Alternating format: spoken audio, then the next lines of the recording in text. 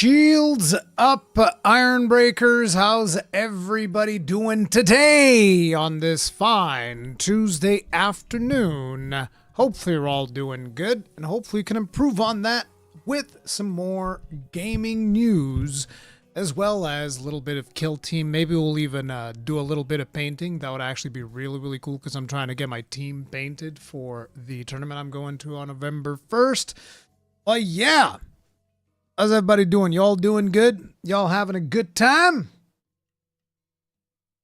I mean, I find that somewhat hard nowadays because the entirety of the internet's probably trying to convince you that everything's bad. There's no fun to be had anywhere, so, you know, kind of rough. Some bad news here and there. It is what it is. But yeah. We all doing good, team? What is Ruri getting tilted about today? I mean, there's a couple of things we're going to get tilted about. There's always something, am I right?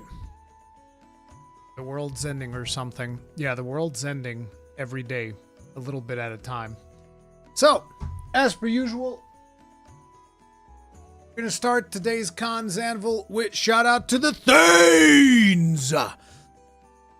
Colin LaShore, Crow Mag, Fulminus, Dan Pribernow, and Louise Rosa, thank you very much for being grossly incandescent as Thanes!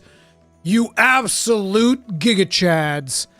Tip of the hat. Appreciate support. Thank you. Thank you very much. What, are we going to get some friggin' Darksiders news? I have no idea, dude. You're going to have to go ahead and ask Tragic about that. But yeah, I don't know. I have no idea, man. No idea. Shields up, John Coombs. What's up? Urban Beats, good day. And also, I already know that a lot of people are going to give me crap. Rurikhan, why is chat in this strange mode? I actually asked Gemini. I went ahead and I just asked Gemini about it, like, what's going on? And it gave me 3 possible reasons. Inconsistent feature rollout testing, which is literally the first thing I told you guys. YouTube sometimes just does this shit. Sometimes it just does this. That is why your names show up weird. Now, the people on Twitch might be confused because, like, our names show up fine. Yeah, because Twitch doesn't usually mess with its chat too much, but if you look at YouTube, now we get, like, these @ signs rather than people's usual usernames, which is just very frustrating for everyone. I don't understand why YouTube keeps doing this. It's real dumb. But just to give you guys an idea, there's pretty much nothing I can do about that. So just in case you guys are wondering, Rurikhan, why'd you change things? I didn't change anything. This is on YouTube's end, okay? YouTube changed something. YouTube decided to, like, listen, this is what we're doing now, and you guys just deal with it. It also says that user preference channel settings. That's not it. There's no channel setting that I can change. There's nothing that I can do. Otherwise, I would have already done it. The username is their handle. This is also not the case. And then basically it finishes by saying, ultimately, this behavior is determined by YouTube's current display settings for live chat, which have been subject to change in testing recently. This is not the first time that YouTube has pulled this little prank on us, and I'm pretty sure it's not going to be the last. I just figured I'd let you guys know that that's not me. YouTube gonna YouTube. True, some corporate think tank being smart. Yeah, they always think they're super smart. They're like, oh, you know that thing that where we just let users change their names so that they wouldn't need to have, like, their regular usernames? Yeah. Let's take it away from them for no reason.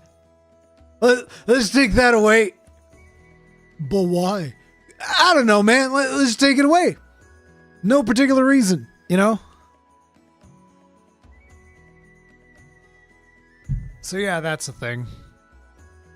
That's something we're gonna have to be dealing with over the next couple of days.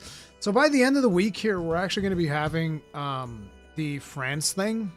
There's some Monster Hunter Wilds event that is gonna be happening by the end of the week, which is the Festa. I'm not going to be going because I already went to Gamescom. And, you know, number one, going to these events is expensive. Number two, my kids need me at home more and more, especially with both of them struggling with math. I'm basically tutoring both of my kids. So like this morning was just me wanting to pull my hair out, trying to teach my daughter how much is 178 minus 1. Because it turns out children's brains take a while to comprehend that it's like you just subtract 1 from the 8. Okay? And especially if you keep pushing the same thing and they don't understand it, their brain just kind of like shuts down. It's very frustrating, but yeah. So does this make it hard for you to recognize regulars in chat now? Absolutely. Absolutely, because like, you know, I have, I don't know, friggin' 1,000 streams with everybody having their different names. And now all of a sudden all the names are different. It's like, yeah, some people I can still, you know, I can kind of like put 2 and 2 together. Sometimes by behavioral patterns I can also kind of get there, but it's rough. It's kind of rough. They always change how they teach math in schools for some reason. Bro, tell me about it, man. It's so frustrating trying to figure that out. Trying to just be like, okay, listen, I know how to do this. I don't know how to teaching you to do this. It should be literally mandatory for the teachers to like send like a sheet to the parents. Like a sheet for the whole year indicating this is our teaching methodology. Okay?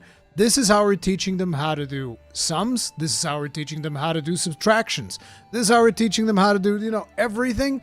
Just I'm like, okay, that's how you're, okay, that's fine. I'll teach them like this as well. Because otherwise it ends up being like, well, I know how to do it. I'll teach them my way. And then they'll learn my way, but then they get to school and, you know, everything goes sideways. Yeah. Where are the crowns in EXP in chat about lol? It's like another YouTube feature where people who speak the most, people who participate the most, people who hit the like button, basically any form of engagement that you do in the stream, you get like a little crown. It's like a YouTube thing. The classic show your work and it's written in Egyptian hieroglyphs. Yeah. Behavioral patterns. Are you an AI sent to infiltrate the human experience?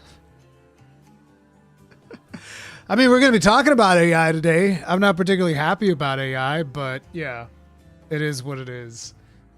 It is what it is. But yeah, as I was saying, at the end of the week, we're going to have the Festa. I'm not sure if Capcom's doing anything, like any broadcast or anything like that. Hopefully this week I'll be a little bit more, well, the problem.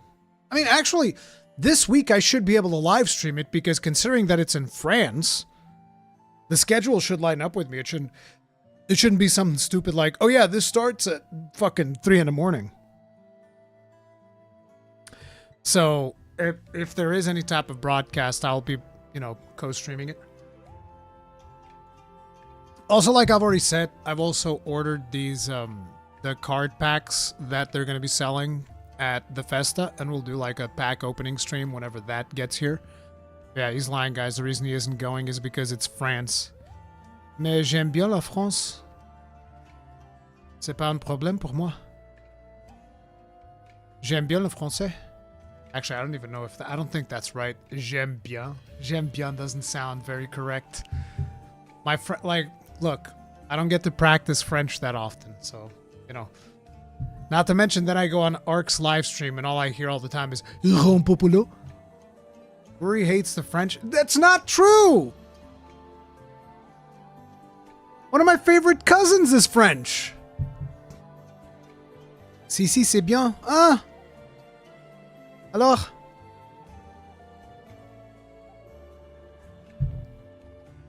Now, Ark, on the other hand, he absolutely hates the French. I mean, you guys seen the way that he treats Nyx. Absolute big hater. Not big on the baguette people. Doesn't like baguettes either at all. Hey, Atomic Panda Gaming, what's up? Least favorite cousin. Hey, Dre Humble 845. What the? No, dude. One of my favorite cousins.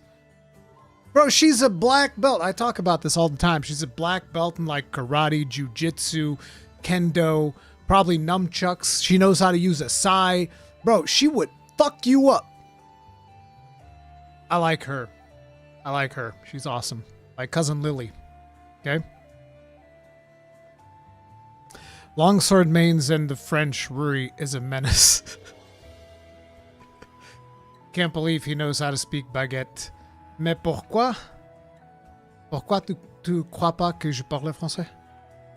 Je t'ai dit que j'ai des familles en France. I went to Nice in September. Holy crap. Nice is actually where my family lives. That's such a weird thing, the way you said, oh yeah, I went to Nice in September, and I was like, wait, that's where my family lives. What the fuck? Bro, I'm not joking. Like in some suburban area in Nice. Wait, the scary cousin? Yeah, she'll fuck you up, Ark. She will fuck you up. Love croissants and eating snails. I love how you say eating snails like that's not something we do in Portugal. Like that's not, no, we don't eat snails in Portugal. Huh? Ark V2? No, we don't do that, Ark. Not in Portugal. Of course not. Bro, get the fuck out of here. Bro, talking about eating snails like it's something only the French do. We do that shit in Portugal all the time. You kidding me? O belo do caracol e a mini preta. Yeah, that's right. Escargot is fantastic. Take that back. See, I'm actually not a big fan of escargot. Because escargot, like the snails for escargot, they're fucking big. The snails we eat are usually like smaller. We eat like the small snails. Those are the good ones. That's mainland shit. Islands don't eat that trash. Yeah, in the islands you guys eat, I don't know how to say it in English, lapish. You guys don't eat the land snails. You eat the sea snails, which is pretty much the same thing. It's the same thing. You can say, oh, but ours is seafood. Yeah, whatever the fuck, bro. You eat the sea snails instead of eating the ones in land. Like, that's a big deal. That's a big difference, Ark.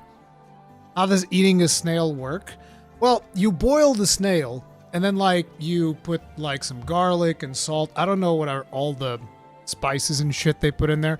But basically, you boil it, right? And after it's been boiling for a while, you rinse it off, watch it, put, like, some, not really sauce, but, like, you know, some type of condiment or something, and then you just like serve that as is, and then you give people these it's like a toothpick, but it's made out of metal, and then you use that to go in there into the snail's house. You stab him. I mean, he's boiled, he's dead.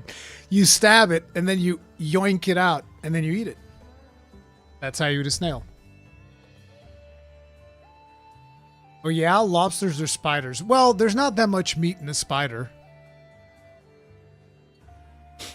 Snails of any size should not be food. I mean, listen, I'm not the biggest fan of snails. Like, I'll eat it, but I'm not the biggest fan. Fun fact, I am deadly allergic to lapis. My weakness is a literal snail.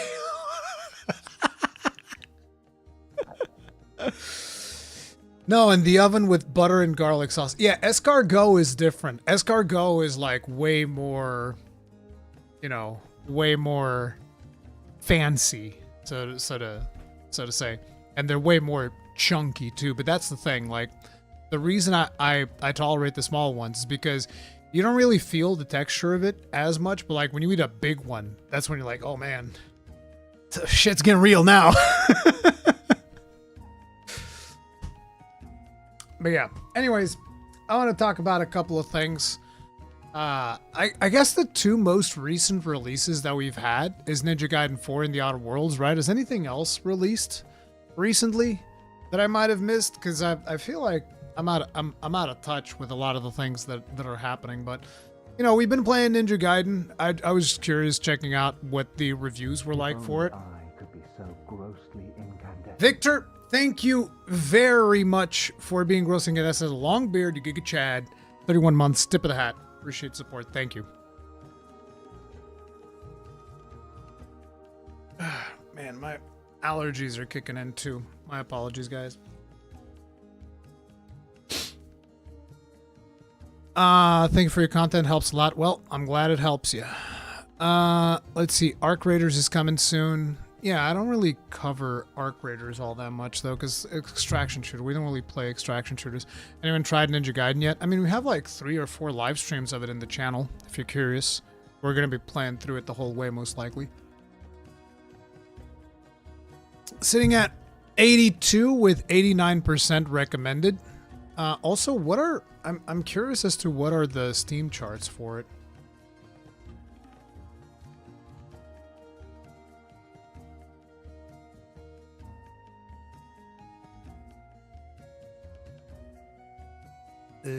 This one? Oh man, that is low.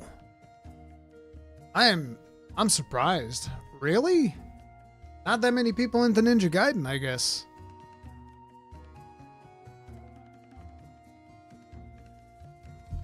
Try out Ball X Bit. What allergies? I always have allergies, man. When it rains, it always messes me up. Oh wait, YouTube is acting up again with the usernames? Yeah, I just explained that. It's something that YouTube's doing. There's not much I can do. What's the humidity out there? I don't know what the humidity is out here right now. Let's see.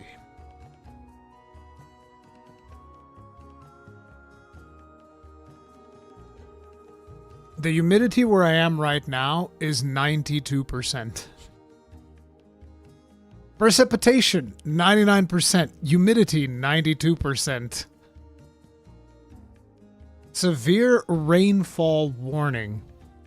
Apparently that means we're gonna have a storm, I guess. We're likely gonna have a storm today. Which sucks, because I wanna go out after the stream today. I wanna go to my friend's house, play some Killteam.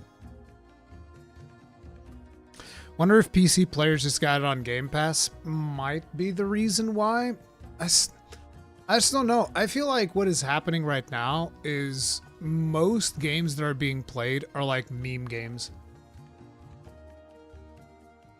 Unless there's like a massive content creator playing your game, I feel like it's kind of hard for games to push out from obscurity. Bloodlines 2. Oh god, Bloodlines 2. Actually, we can see what I think Carnage made a video on Bloodlines 2. We should actually check that out. Check out Carnage's video.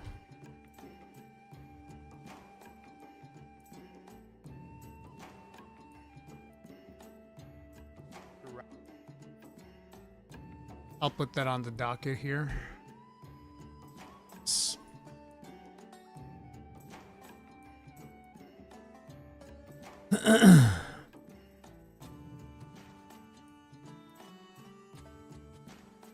Dispatch came out.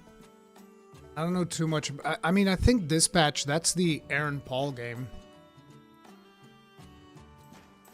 And I think I saw something of it today that Jacksepticeye is on that game. I've heard good things about Dispatch, though. But yeah, all I know about Dispatch is that it's Aaron Paul's game. Is there a review for it already? Let's see.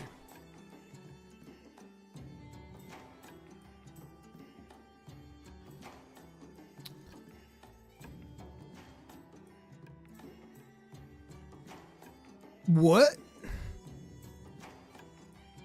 1th percentile of games scored on OpenCritic. Why is there no official...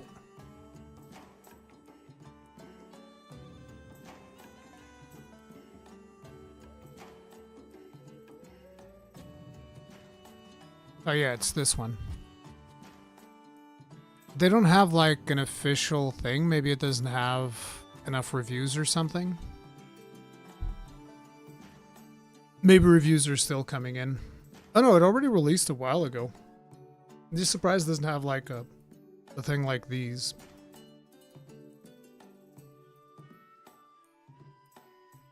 PC Gamer gave it a 69 out of 100. Huh. Why? I'm curious as to why PC Gamer only gave this one a 69. Let's find out real quick.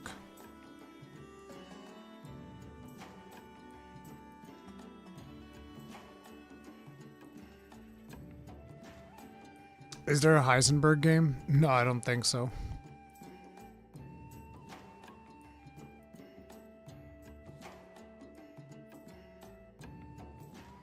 Bloody Good Combat carries Ninja Gaiden 4 through its more granular and extraneous modern editions. As a sequel, Ninja Gaiden 4 faithfully internalized what made its predecessors the kinds of games that people return to again and again, but it also wasn't bold enough to fully cast off that burden and commit to wilding out the way Platinum games of a decade ago excelled at. But that other question, how much does it matter, is one I'm still grappling with. Even though there's much Ninja Gaiden 4 could have done better, it belongs to a vanishingly rare breed of fast, technical, flashy action games that thumb its nose at caution, stamina meters, and RPG systems of the last decade of Souls-likes. These games, the only stat you need is kill, and I'm really thankful to be able to play a new one in 2025. Just never managed to outsurf the greats that came before. Damn.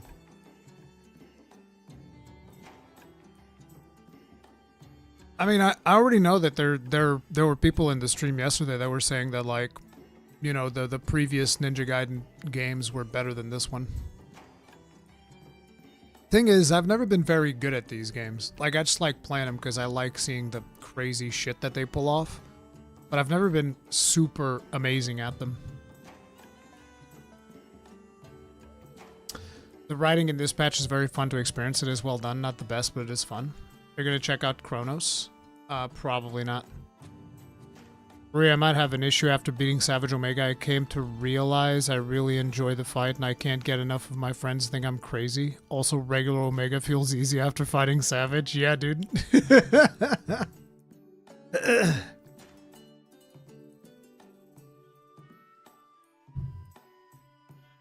Yeah, I've heard about Schedule 1. You aren't amazing at games in general. Now, wait a minute! I ain't gotta sit here and listen to this. I can walk away because I'm standing up. See, I don't have to sit here and listen to this. I can stand here and listen to this.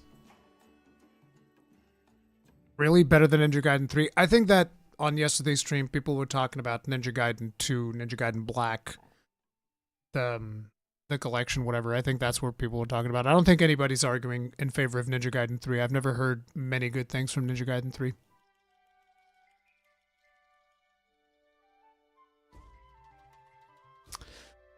Looked at Arc Raiders earlier. The game really looks really interesting. I'm not really super interested in like an extraction shooter though. That's the thing. I agree, Ruri lacks skill but has an abundance of luck. Hey, what the f— Bro, what? What is this?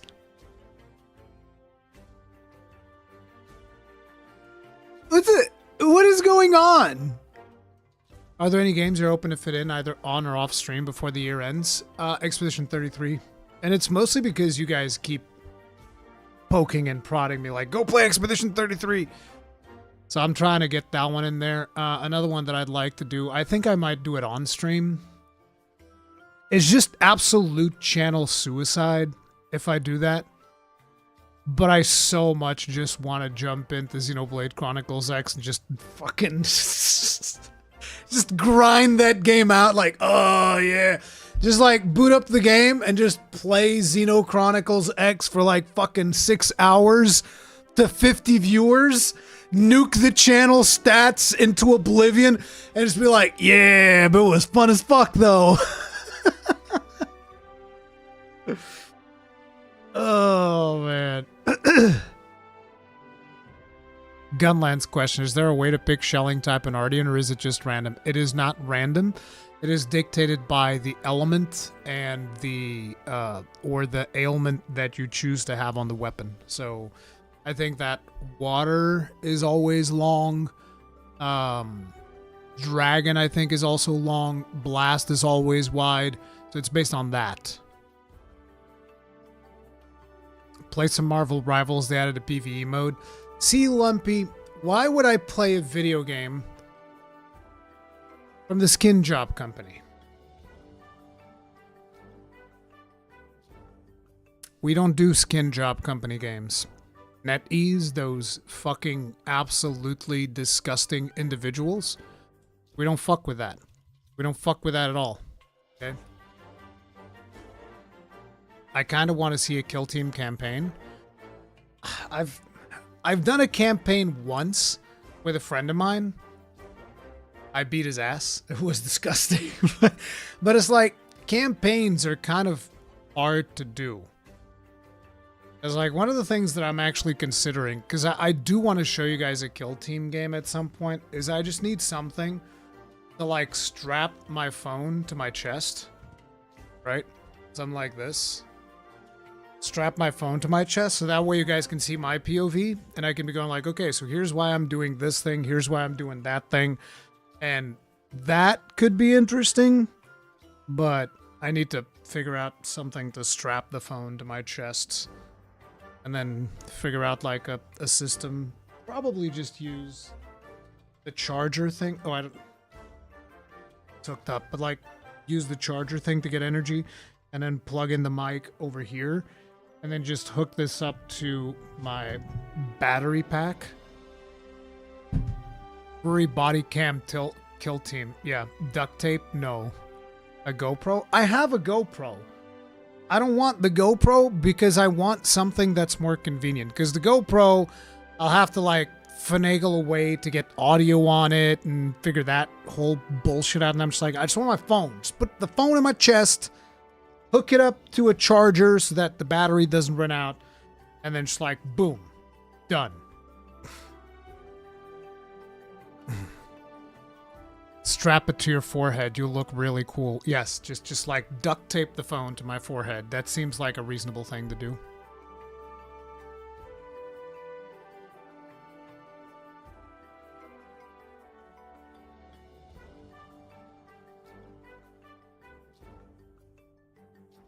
Must suck not being able to play the games you enjoy most because of how many viewers you'll have. It does. It absolutely does. You're 100% correct. I do sacrifice viewership often to play certain games, but the problem is there's been an issue, which, let me see if I can actually find the tweet and I can show you guys. There's been an issue. This was a very long time ago. I probably won't be able to find this thing. It's always annoying as crap trying to find some of these older posts because X won't read the whole thing.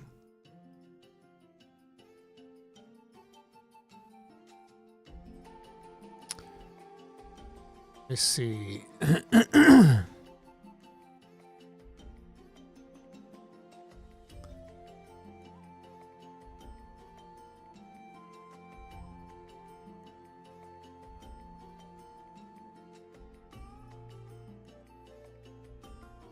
Here we go. Actually, I found it.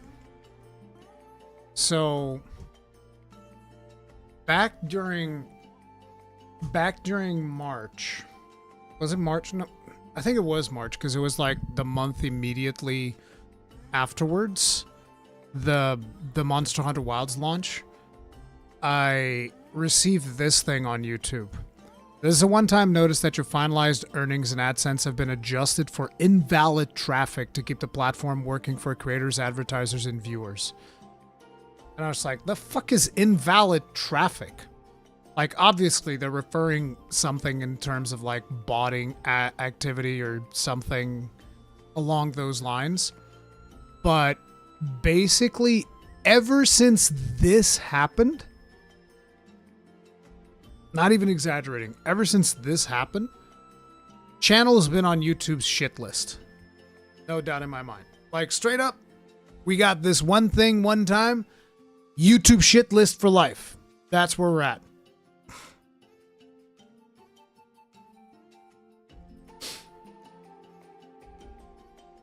Too high numbers for your main game. Yeah. Invalid traffic. It was invalid traffic. So I don't know why this happened. I reached out to the team at YouTube there because like they have these partner managers that you can kind of like talk to. Reached out to them. I'm like, what is going on? And they're like, yeah, we don't know. This is probably botting activity. And I'm like, what the fuck am I supposed to do? Somebody paid a bot to bot my numbers? The worst part, they did it on the, my best month. Like, what am I supposed to do about that? Oh yeah, there's nothing. It's fine. Nothing changes. And I was like, no. Things definitely change. And then with the recent change in August, where they changed something about viewership, they say that it has to do with monetized views or whatever. So like if people are using ad block, yada, yada, yada. These two things, it's like garbo.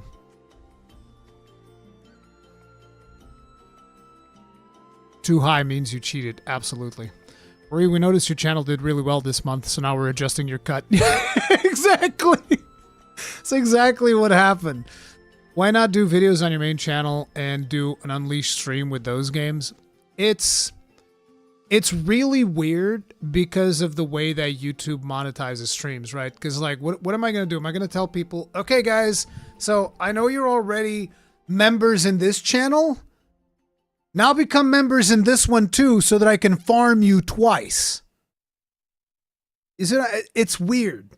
It's just weird.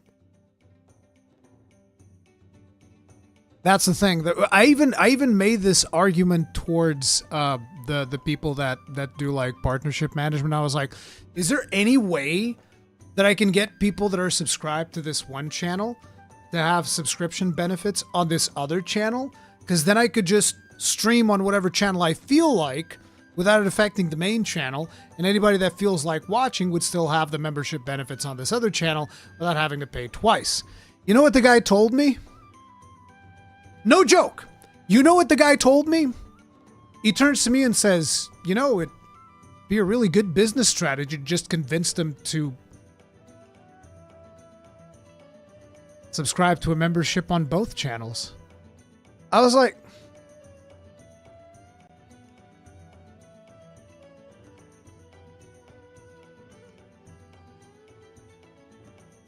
what do you mean? What do you mean, bro?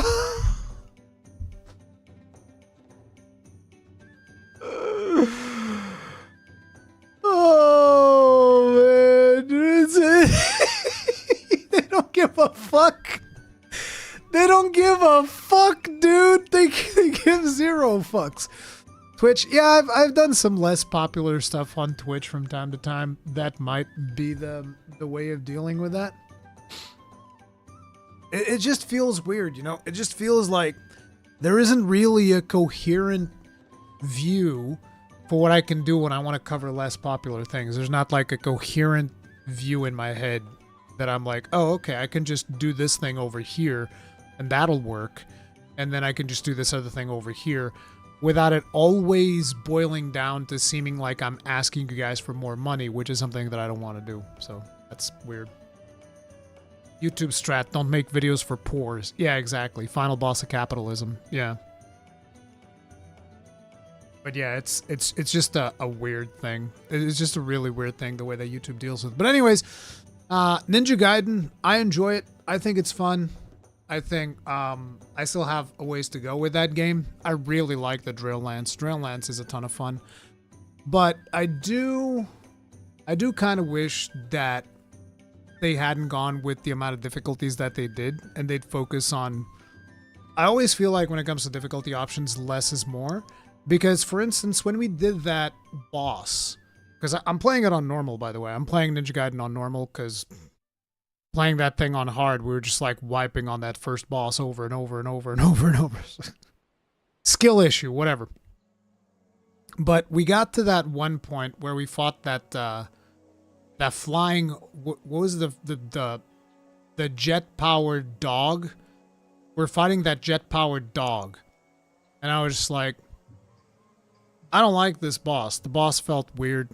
It wasn't even about like patterns. It just felt like a really weird fight. And we wiped a bunch in that boss, and then we get to the shark and we one-tap it. We just like one-tap the shark. Not even an issue, just like dead. So I kind of feel like the fact that they spread themselves too thin, trying to balance around 5 or however many different difficulties the game has, actually ended up being a negative thing overall. And I always feel like this. Every time that I play a game that has like, I don't know, friggin' more than 3 difficulty options, often even games with like 3 difficulty options, I always find that like you guys just struggle to balance all of these out. You really do. Next, they'll want Ruri selling microtransactions? Maybe. Hope we can find time to play Chronicles X off stream then. Off stream will probably be Expedition 33. Do old Ninja Gaiden like this. If only I could be so grossly incandescent. Prima King Rules, thank you very much for being gross guys for 18 months. Tip of the hat, appreciate support. Thank you. Because you don't ask us for money. We need hoodies with Ruri's photo. Why? I mean, if you're gonna get, if you were gonna get like a hoodie with something from me, it would be, we should get this. Where's the Anvil one? Bam. This would be the one. Like a black t-shirt with this thing. Boom. Done. Beautiful. Dirk Funk. Integrity goes a long way, Ruri. Thank you. Thank you. Tip of the hat. Thank you. But guys, really, don't feel like I'm doing fine. If only I. What the hell? Grossly incandescent. Okay, now you're subscribing on both sides. Stop. I'm a King Rules. Thank you very much, Big Girls. Get that 62 months. Tip of the hat. Appreciate support. Thank you. Same issue when I play Ninja Gaiden Sigma. What, the difficulty gets a little bit weird? I don't know. Ninja Gaiden 2 Black has the same issue. Some boss kicked my ass that the bosses was so easy. Yeah, it's weird. Having a hard time with the controls. They're like the way that I usually go for Ninja Gaiden is I just like let me find 2 or 3 combos that I can exercise reliably. Kind of focus on mastering those. And that's pretty much it. Because the amount of combos that you can do, these games are so incredibly technical. That yeah. Anyway, another launch we had was this patch. Looks like this one is reviewing really, really well. Haven't really played it. People say this like a Telltale games. Usually I don't tend to play those very much. We have The Outer Worlds 2, also with an 89% recommendation. Pretty much solid scores across the board. Let's see how that one's doing on Steam, just out of curiosity. I liked Outer Worlds 1. Right now, it's mostly just a matter of algorithm and time for me. Oh, I guess this one's like a recent release. We can check it on SteamDB, though. This game currently has... Oh, it's only advanced access, so we don't know how many people... Oh, man, advanced access, bro!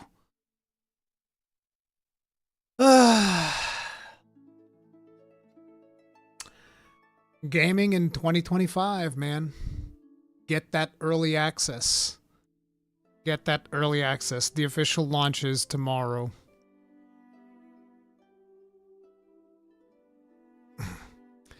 Fancy way of saying early access. It's not even early access. It's late access for everybody that doesn't pay extra, because the actual release date is whenever the early access went live.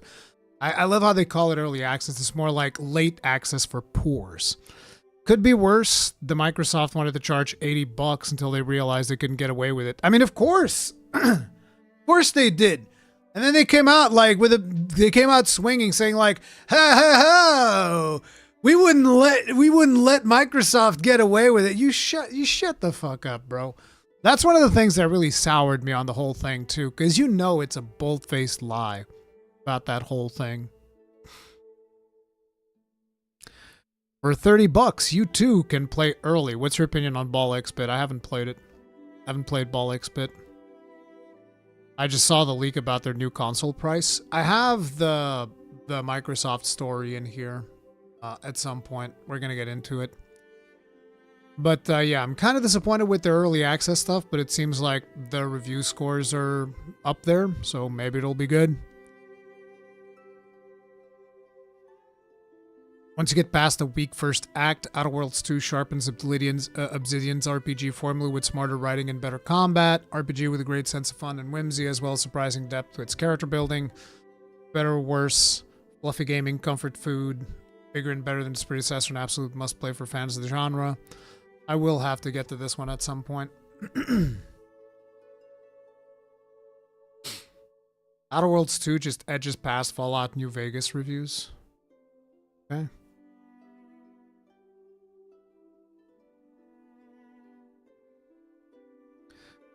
Always the same strategy. First show a really high price, and when people get angry, lower it a bit and be like, see, we listened to you guys. Yeah. Just because you're a Nintendo doesn't mean you're allowed to get away with $80. True. Big true. Anyway, let's see what Carnage has to say about Bloodlines 2. So Bloodlines 2 has been a weird one because I met a lot of people at Gamescom that had played Bloodlines 2. And they were all very positive about it. They were all like telling me, man, you played Bloodlines 2? You got to go play Bloodlines 2, man. It's so good. It's amazing. And I was just like, nah, it's not really, it doesn't look like it's my kind of game. Not to mention it looks like it went through development hell and all of that. But people were super positive about it at Gamescom. I had several people approach me telling me, they're like, bro, Bloodlines 2 is the bomb. You definitely need to be playing Bloodlines 2. And then it turns out, a lot of people really aren't super into it. I'm also curious, what was the open critic for this? Because I think it's fairly low. Ooh, weak. Only 28% of critics recommend. Eurogamer, 2 out of 5. IGN giving it the classic. 7 out of 10. You know... The fuck does 7 out of 10 even mean nowadays? IGN giving it that classic 7 out of 10 score. Games Radar just totally, spreading their cheeks, ripping them up. 1.5 out of 5. That is crazy, dude. That is crazy. PC Gamer, strangely enough, giving it a 78, which, if you do the thing that people tend to do on the internet a lot, you'd go like, wait, PC Gamer gave Bloodlines 2 a 78, and they gave Ninja Gaiden 4 a 69. What the fuck? But yeah, the score is not looking too good. Let's see what Carnage has to say. Wait, before we do that, let me link Carnage's video. Guys, make sure to go in there, give it some watch time, give it a like, do the usual shenanigans. I'll link it on both chats.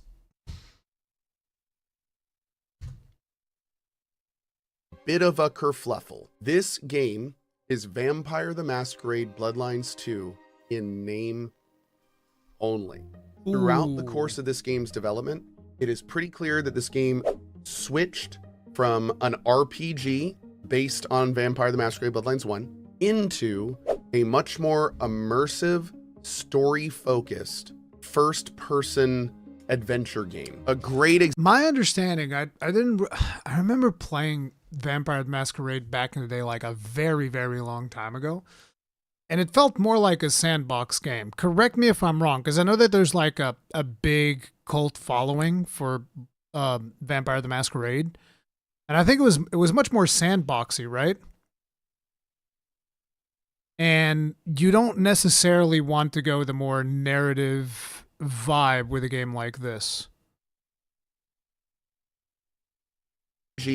Based on Vampire the Masquerade Bloodlines 1 into a much more immersive, story-focused, first-person adventure game. A great example of this game. If this was an RPG, I would have looted and gotten probably 12 things on the rooftops that we've just passed over until now. But in this game, there's been almost nothing. We're just jumping on rooftops. But that's a big change from Bloodlines 1. Vampire the Masquerade Bloodlines 2 does not feel or play like an RPG, which is what Bloodlines 1 was. I'm getting this out of the way early because right there, what I just told you is one of the larger marketing blunders we have seen in gaming in a long time. The biggest downside to all this is because of this marketing blunder, we may never see an actual Bloodlines 2. And honestly, as a Bloodlines 1 fan, that's like one of the saddest things about all this. I think that at some point along the development of this game, it was decided they just need to get as much money out of this as possible. And somebody sent me a link where almost like every video game that we've been getting, they all reach a point where it's like, all right, time to pack it up, wrap it up, and just make as much money as possible out of what you got. It was decided they just need to get as much money out of this as possible. And somebody sent me a link where Paradox, in the middle of marketing the game, basically said making a story-driven game was a huge mistake. Bloodlines 3 will be done by someone else. Paradox responds to future of Vampire the Masquerade Bloodlines after sequel debacle. The CEO, Matthias Lilja, telling PC Gamer that any potential Bloodlines 3 will be done by someone else. I think we can all, there's a part of us that when I read this, a part of me just goes, oh, thank God. It is not in our strategic direction to make this kind of game. So if Bloodlines 2, God willing, is successful. Bro, how do you say God willing in front of a God willing game that you're actively making? You are literally telling everyone, I don't have faith in this. I have no faith in my video game. He's the CEO of the company. Like, do you not? Bloodlines 3 will be done by someone else on the license from us. So they were like, hey, if it's successful, I mean, we'll just sell it to. Oh my God, this hurts to read, dude. Oh, man. Cole Brick, thank you very much for the souls. Tip of the hat, appreciate support. Thank you. Have you seen Where Winds Meet? Yes, I have. I have seen Where Winds Meet. I haven't really. Isn't that going to be free to play? I think it's going to be free to play. I'm very suspicious of what the business model for that game is going to be. Please get out of gaming. I would say this. It's the sort of strategic way this would work. So it's an outlier from whatever we're supposed to do. Okay, you know what? Hold on. It's still an outlier from what we're supposed to do. We don't know that stuff, so we should probably let other people do it. Okay. I like this last line because it shows me that they understand they shouldn't be the one doing it. But I hate this first line because it shows me, why did you ever take the project? Because you ruined it. And if you knew, then you weren't good at this, then why did you do it? Because you... Jesus, Go Carnage is very invested in this. Ruined our Bloodlines 2 because of this. In short, Lilja considers Bloodlines a dead end for the company regardless of how well it does, which is made more awkward by the fact that Paradox Interactive owns Vampire the Masquerade creator White Wolf Publishing. As somebody who wants nothing more than for developers to be given the opportunity to make the best possible things they can, I feel like people like that are actively getting in the way of that. That's unfortunate. It's really unfortunate. Paradox is not making this game. It's made by the Chinese Room. So which is weird because that article made it. Isn't the Chinese Room the guys who made Amnesia? Am I confusing that? Wait, is it Amnesia? What was the name of that game that was very, very popular back in the day? I think that's what it is, isn't it? Isn't Chinese Room the guys who made Amnesia?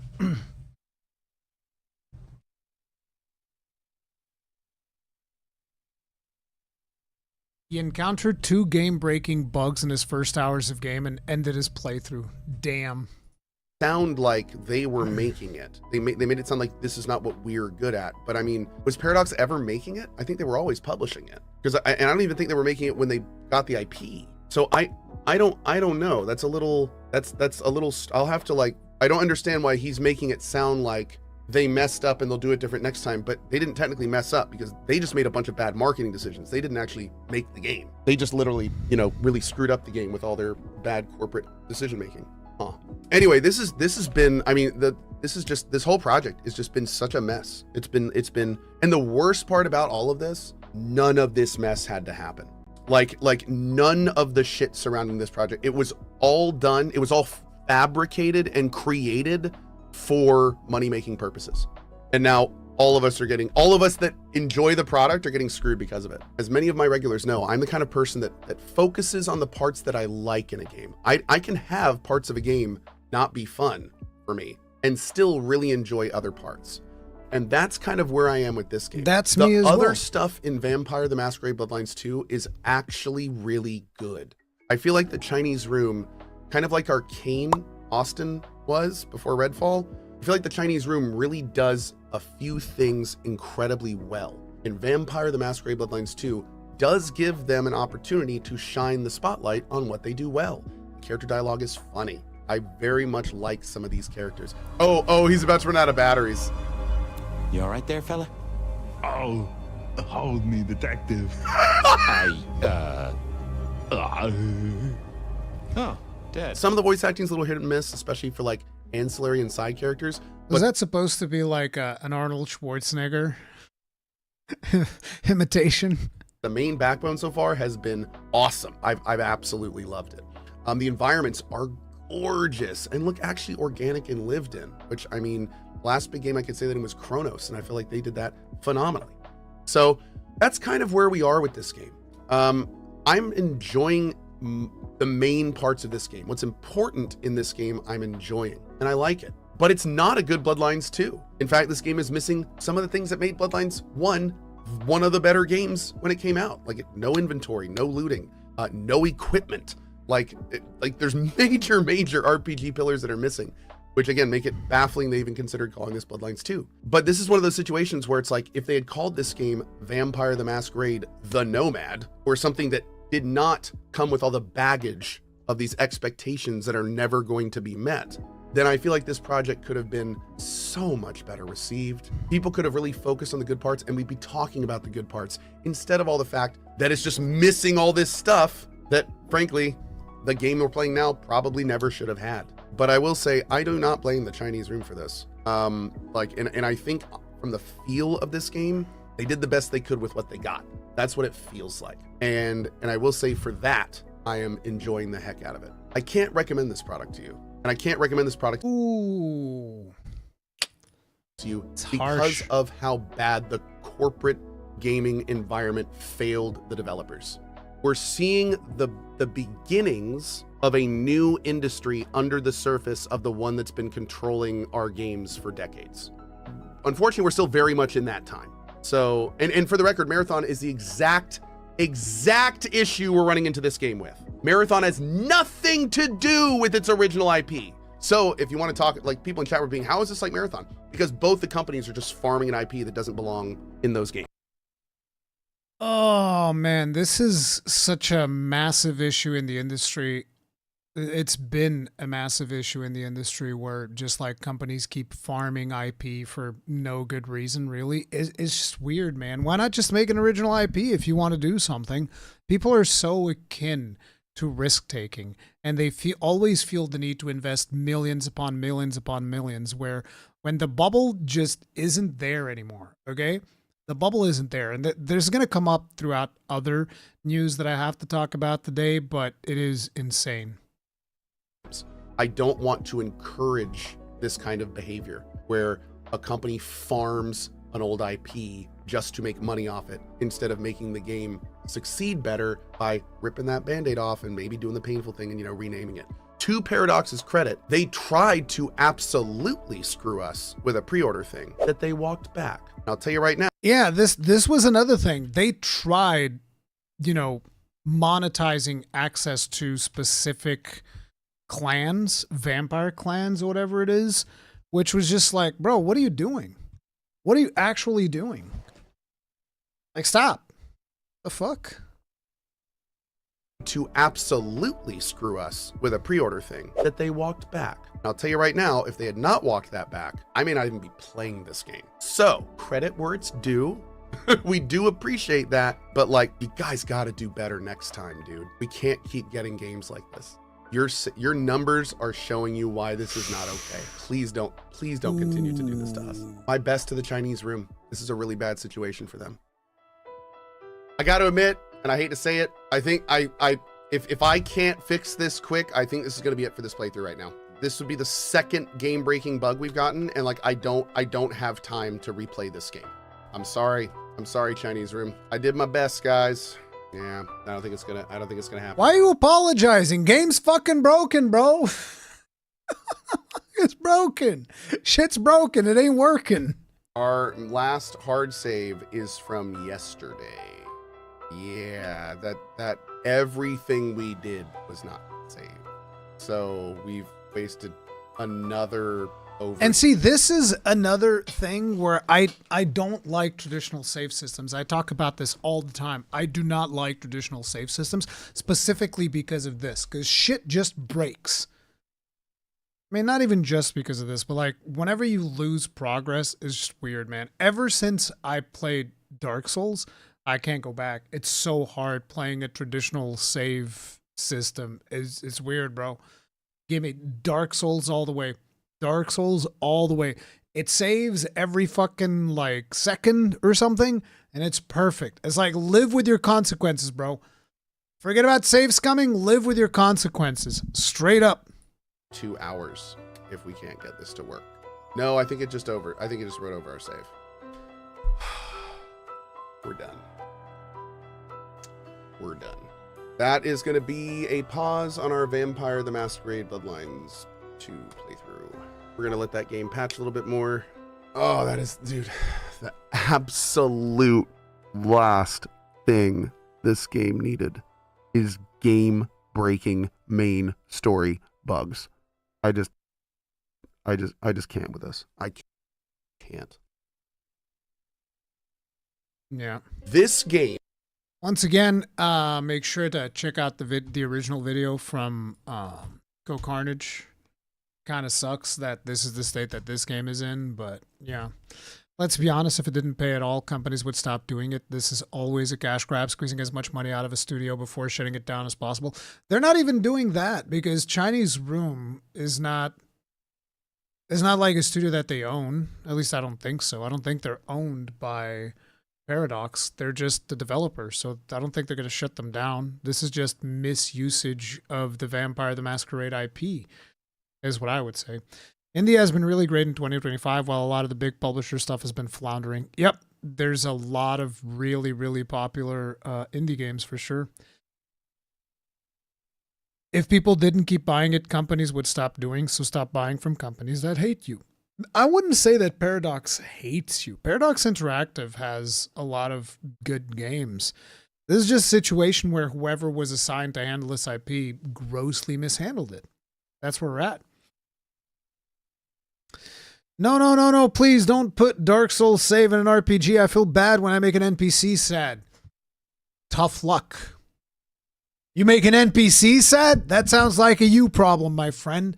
Stop thinking about the NPC's feelings. You control the buttons you press, or something along those lines. Oh man, I love stuff like Baldur's Gate and just like living with my consequences. I'll say it again, Chronos did gaming right, a story-driven game with no fluff, no BS, just good old school gaming. I've heard good things about Chronos. I got a lot going on right now. I don't have enough time to go back to that. Mentioned Halo remake earlier, so I was referring to Microsoft. Yeah, we'll talk about that one as well. The original Vampire the Masquerade was very good, but not the new Bloodlines. I don't know. Apparently, Carnage liked Bloodlines. I wasn't even aware that there was a Bloodlines. I don't really follow Vampire the Masquerade. It's not my beat, so to speak. You know how cops have their beat? Vampire the Masquerade is not my beat. No, don't talk about Halo. It will hurt me too much. Rurikhan, you're going to check out Moonlighter 2? I don't have any plans right now. We'll see. Corporate blame game. If it works, it'll take credit. If it flops, we'll blame it on someone else. Yeah. So anyway, we got to talk about this. This has to be some of the most hilarious shit I saw in my timeline today, dude. Like, somebody needs to explain to me, because, like, maybe I don't speak American. I don't know, man. Maybe it's me. Maybe I don't speak American. I have no idea what the fuck is going on. So, just to give you guys an idea, this is a tweet by GameStop. The reason I pulled up this tweet is because it was retweeted. Okay, I'm not joking. This is retweeted by the official White House Twitter account. Okay, so it's just very confusing to me. How does something like this get retweeted by the White House? Because it's got like Trump in the Master Chief thing, and if I'm not mistaken, this is the photo from when he went to jail. Well, not jail, prison, whatever. It's his mugshot. This is Trump's mugshot that they superimposed into Master Chief's helmet. This was made by GameStop. And then they put the fat JD Vance face. This fat JD Vance in Cortana. I don't understand. Somebody needs to explain to me why. Because they're obviously joking. They're obviously making fun of this shit. And the official White House account just retweets this. I don't understand. Why would they retweet fat face JD Vance on Cortana? Like, I get Donald Trump in Master Chief's outfit. Fat JD Vance. You think that they just missed it? You think that they just saw the Trump one and then they were like, oh, fuck yeah, that looks badass. Retweet that shit. They didn't notice fat JD Vance? No, it's dead serious. As an American who is 11% Portuguese, I'll attempt to translate. GameStop is based as hell. Oh, man. You should check out Ice.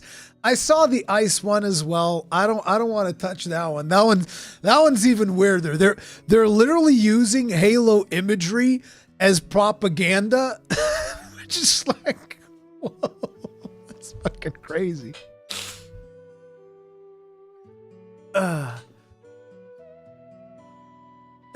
But you know, this is also GameStop was quote tweeting another post by the White House.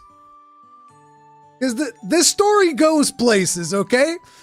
Where they posted an AI generated Donald Trump in a Master Chief outfit with the gauntlet thing. Yeah, I don't know what the name of this thing is. I'm not big into Halo. Does it actually? It doesn't have this though, right? It doesn't have this handle. The blade doesn't have this handle, right? It's just like a thing that you kind of like put in your hands and there's no handle on it. So obviously AI generated. This is just so weird, dude. This is like one of the weird energy sword. Yeah, that's the name of it. It's just like one of the weirdest things for me. So they put Trump in here with his Master Chief outfit, Halo energy sword, and this is a quote tweet from a meme, from a GameStop meme, where they declare that the console wars are over.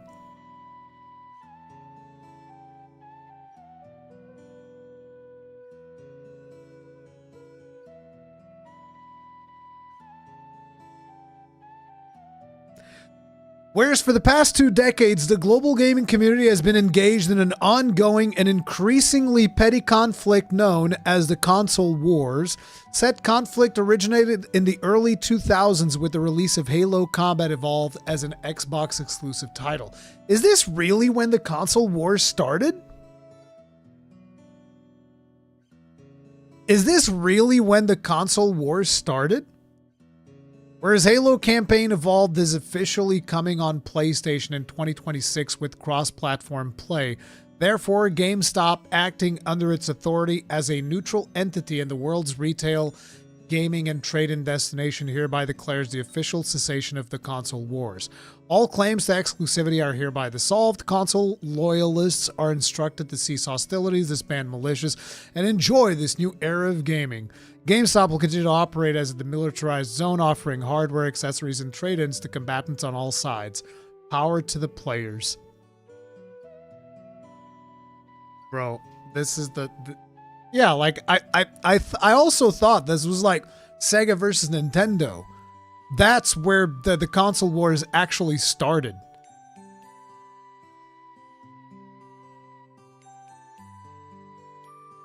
It's so weird, dude. It's just such weird behavior. But yeah, so GameStop made a meme, and then the White House quote tweeted it with an AI-generated image of Donald Trump in Master Chief armor with the statement, "Power to the players." Wait.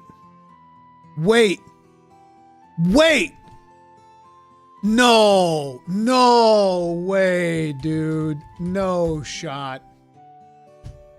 Yeah, there it is. There, you see this? They're gonna go for it. They're gonna go for another run, another GME run. That's what they're doing. That's what they're doing. Watch this thing skyrocket based. Dude, yeah, I know. It's.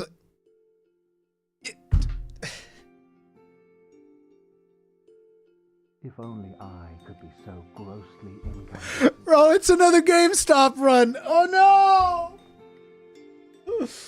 Yonko Kills, thank you very much for being grossing at this for 10 months. Tip of the hat, appreciate support. Thank you. Aloha Ruri, much love and many blessings to you and your family. Thank you. And all the Ironbreakers, much mahalos for all the fun. Cheers to 10. Thank you, dude. I appreciate it. They did this to Superman as well. Yeah, there we go. So that's why Reddit investors go, yeah, dude. What was the guy's name? The cat guy. What was his fucking name? You'll be hearing from him very, very soon. We live in a cyberpunk dystopia. Bro, this is the weirdest thing, dude. What the fuck is going on? I still think that the weirdest thing to me is the fact that they retweeted the one with the fat JD Vance picture. That's just the weirdest thing to me. Deep freaking value or something like that. No, didn't he had another name? Something Kitty. I think it was something Kitty. I forget what the name was, but yeah, the guy who was like pumping the stock or whatever. Trump's been doing this the whole time. So many lucky inside traders. Oh, absolutely. Yeah, like now I can't believe that I saw this news today and I was like, oh, I got to talk about this. And it didn't instantly occur to me. Of course, they're going to pump the stock. They're going to do another pump and dump. They've done. I mean, didn't Trump do like a crypto scam? Didn't he do like a pump and dump either before or immediately after he became president? He just did like a pump and dump, a quick little pump and dump. And Elon Musk's been doing pump and dumps all over the fucking website. It's like, let's go. JD Vance thinks that meme's hilarious. Oh, okay. So they're okay retweeting it because JD Vance thinks it's funny. Okay, that makes sense. Check Homeland Security. What am I going to find? I can't type security because I'm stupid.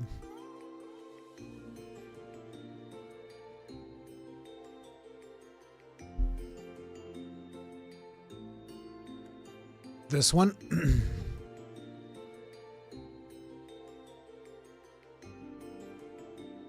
Send them back with an image from the Patriot. It's this one that you guys are talking about, right? Finishing this fight. Destroy the flood.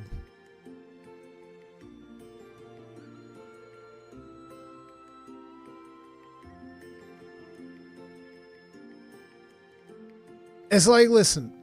Regardless of where you stand on immigration, which I don't really research too much into any of this bullshit, so I don't really have like a solid opinion formulated when it comes to immigration.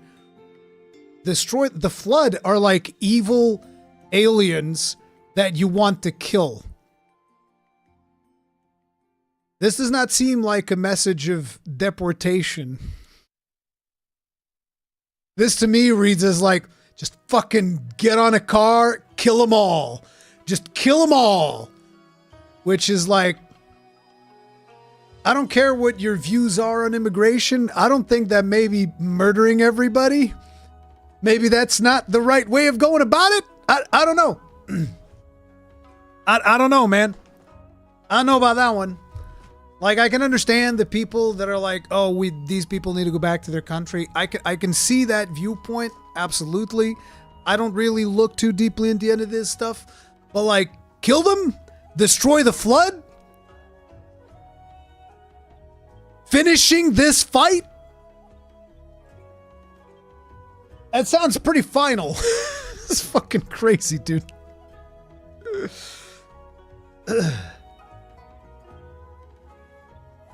It is, yeah, it's pretty crazy. It's pretty crazy. It is very dehumanizing. At the end of the day, these are still people. Like, you want to be all for deportation and all of that stuff? That's fine if that's the viewpoint that you want. You want to be against deportation? That's also fine if that's the view that you want. Like I said, I don't look into this stuff nearly enough to form a proper, educated opinion on it. But, like, kill them all?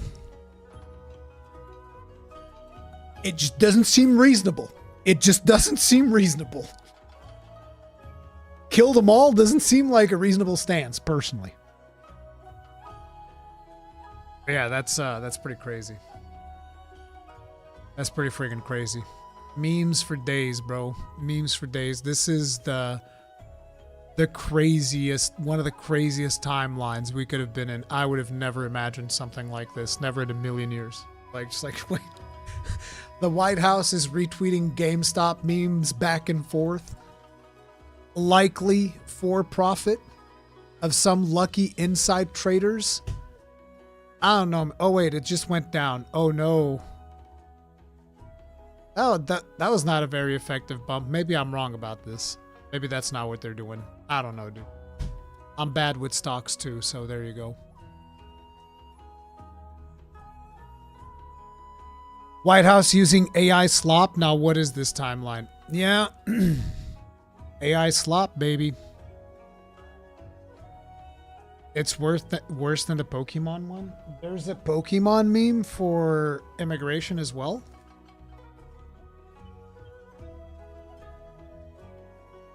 After all this mess, I'm so over Xbox. All lately games were just okay. Nothing wowed me in the slightest. While there's so many other good games out there that are not worth my time.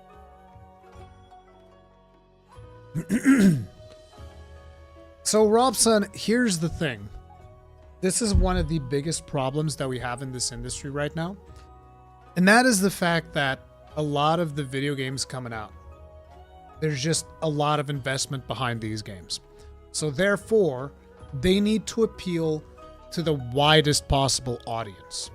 And I said widest as in wide, not white. Just to make that part clear, because I understand that I'm speaking a little bit, I don't know, I'm sleepy. But like, because of the fact that most games need to appeal to the widest possible audience, they also need to be made in a way where they, they need to be sanitized to the point where children can consume them. So it is a game that needs to be consumable both by a 5-year-old and a 25-year-old and a 45-year-old and still make sense. And that's hard to do. That's just really hard to do. And what ends up happening is you end up a lot of times with games that are basically an amalgamation of ideas, but they don't really take that many chances because they need to be played by 5-year-olds and 25-year-olds and 45-year-olds.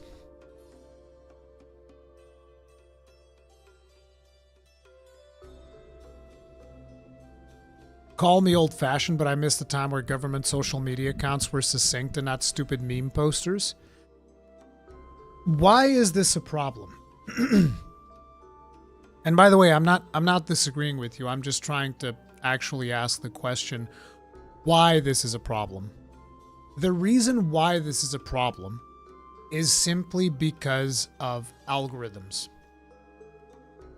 Ever since we've allowed these algorithms to kind of like dictate who gets to see what, because I don't know if you guys remember, but I come from a time where on YouTube, if you were to subscribe to somebody, or on Twitch as well, by the way, if you were to follow somebody on Twitch, that means on the YouTube side of things, if that person releases a video, that video shows up on your timeline.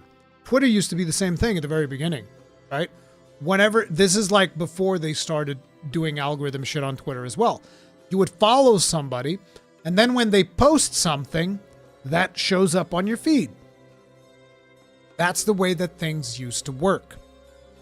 But they implemented these algorithms Because what is happening whenever you have a healthy consumption of media, like we used to have back in the day, what happens is people go on YouTube, they watch a couple of videos from the people they follow, and then they go and do something else. They go on Twitter to watch a couple of posts from people that they follow, and then they go and do something else. They go on Twitch to watch a couple of streams from people they follow, and then they go and do something else. You want to know what was the problem all of these companies had? Is the going and doing something else, which, by the way, is healthy. It was a healthy thing to do. You consume a little bit of media, and then you go and do something else. That's the healthy approach. That was the good timeline. But you see, these companies, they were like, no. We don't want the go and do something else part. You need to stay here forever. We need to retain your attention forever. You need to be engaged forever. And then they came up with the algorithms to make sure that they were constantly feeding you something that would be pulling at your amygdala, at your most basic primal instincts to keep you engaged in the website. And that's what they do.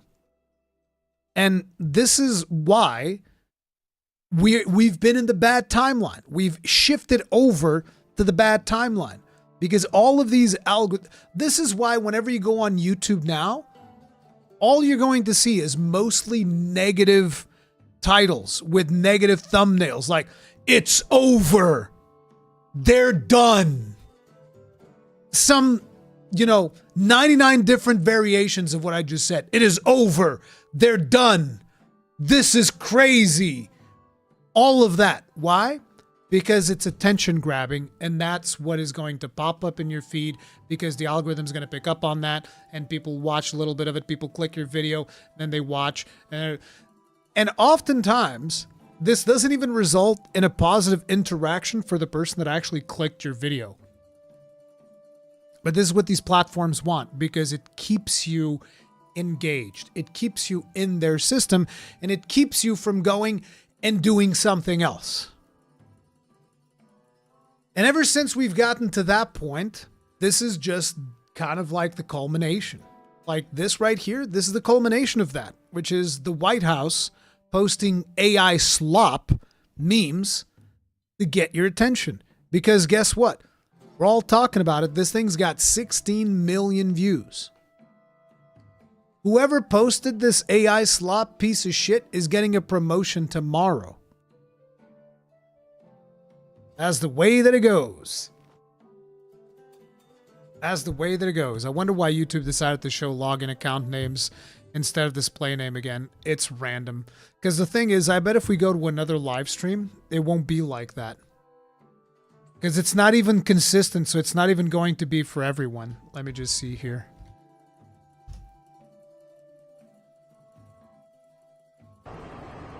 Okay, so there's like some news. Yeah, there's some news channel here. And let me just pull out their chat. See, this is a random news channel that I just posted. And their names are normal. All these people's names are normal. So it's like, it's just an experiment that YouTube runs. And, I just get to be the lucky one that gets fucked in the ass every time they do this experiment. I get to keep, you get the shit names and the other people get to keep the good names because we wouldn't want to experience on this other channel that's got like 2 million subs. We wouldn't want to experience on them. So fuck you. We'll experience on you. And you guys get, like, your audience gets to have the inferior experience. And I'm just like, thanks, YouTube. I love it. I love it when you dick me over repeatedly. It's so nice.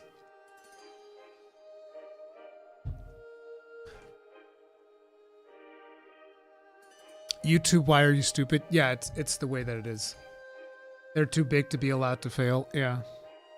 They should let the creator toggle it. Yeah, wouldn't that be nice if I could just toggle that off? Of course, they know if they allowed you to do that, I would just turn it off. And by the way, I need to ask you guys. This is mostly for YouTube. Sorry, Twitch guys. Because I don't know if you guys watch videos on YouTube as well or not, but the question goes to you as well if you happen to watch my YouTube stuff. Have you guys seen any of my videos being auto-translated?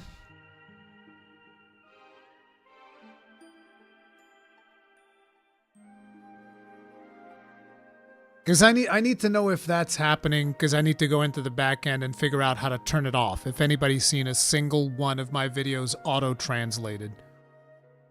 Because that feature is disgusting.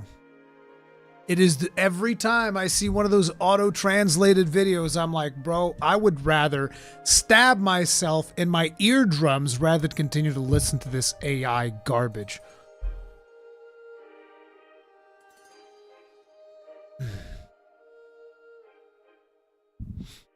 No. Okay, so it doesn't look like anybody's seen any of my stuff. A couple? Okay, if you've seen a couple of my videos being auto-translated, I need to actually check. I need to actually go and check to see what's going on. That shouldn't be happening, because I didn't turn that on. I know I know that you can deactivate it in the video, but there's an option, I think, on YouTube's end where I can just deactivate it personally. So that's what because I don't want you guys getting like auto-translated videos. It's weird stuff. Probably going to be another thing that's going to put me in YouTube's bad boy list. But yeah, you made a mistake. Okay, it's fine. It's fine. But I still need to look for that. I still need to look for that option to see if that is happening or not. But yeah, that's the meme situations in the White House, which is fun times. Now, since we're talking about AI, this was a post that I saw last week, I think. I thought that this one was pretty funny. So this was posted by Matt Schumer. I don't know who this person is. And he's like, AI games are going to be amazing. We need to watch this, okay? The glory of this. Because, like, I'm not even against AI being used in games. So long as it is being used in intelligent ways and it is not like, oh, we're just going to replace story writing. We're going to write some AI slop bullshit rather than have people actually write a story. We're going to replace the artistry.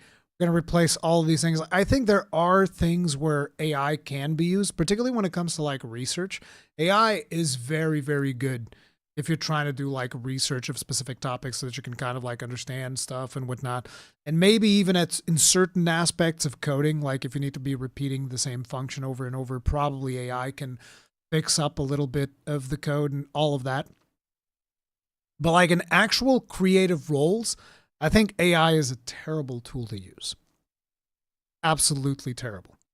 Now, let's check out this amazing AI thing that we have here.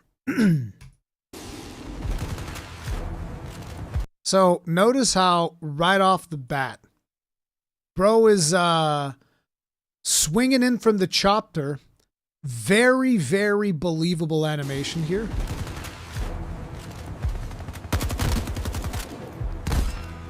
The hit markers right there, right on the screen, the hit markers are like right in front of you, so you're hitting your teammate or whatever the fuck it is that you're doing. A drone manifests from thin air, and then it's like, this is the worst type of mobile game I've ever seen in my life. Dive into the Uptown subway, push up Broadway behind the bus, cut right, climb the fire escape. He's gonna dive into Uptown subway. Was there even a train there, or did it just like manifest? Oh no, that train used to be a bus. But as you go up here, the bus became a train. Fan-fucking-tastic, bro. I don't know where the train tracks were, because supposedly you're diving into the Uptown subway, but it's like this bus becomes a train and the rails just appear magically. This is perfect. Flawless. Boom. Train is now departed. Forget about the stuff in the platform. That doesn't matter. It's clearly not important. Let's see what was the other decision that they've made here. Board the Uptown train, take the maintenance tunnel, use the trackside catwalk. Board the train. This is the best part of the whole video, by the way. This is the best part of the whole video. A train just manifests itself from the left. This is how trains work. And also, might I ask, why are you shooting at this train?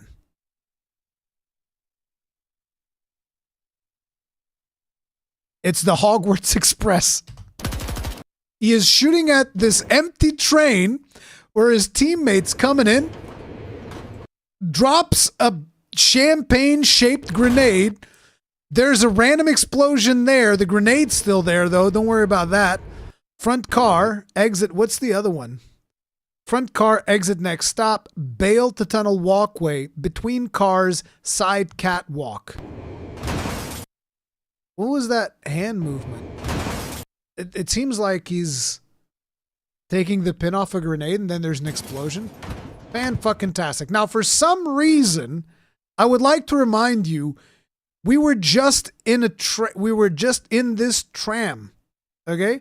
Look what happens. Now, we're in the subway, sideways, in another train. Bro, this is phenomenal. Like, I just want to point out, okay, we're about 1/3 of the way through this amazing AI video. I just want to point out, AI games are definitely going to be amazing. They're going to be fucking fantastic. They're going to be the best. They're going to be the best. It's the best. This is the best shit, okay? Let's keep it going. Why? Explain this part to me. There's a car inside the train and he's shooting towards his teammate. Help. Anyway, we're going to Broadway Uptown. There's now 2 drones here. This drone is apparently, I don't know, fucking abducting the other drone?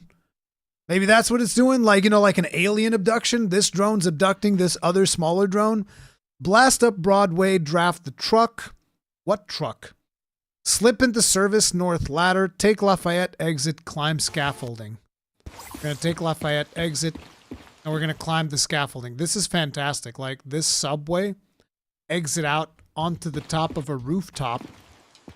He jumps up, shoots somebody in the leg. Somebody who, by the way, appears to be his teammate because they don't fire back. Then there is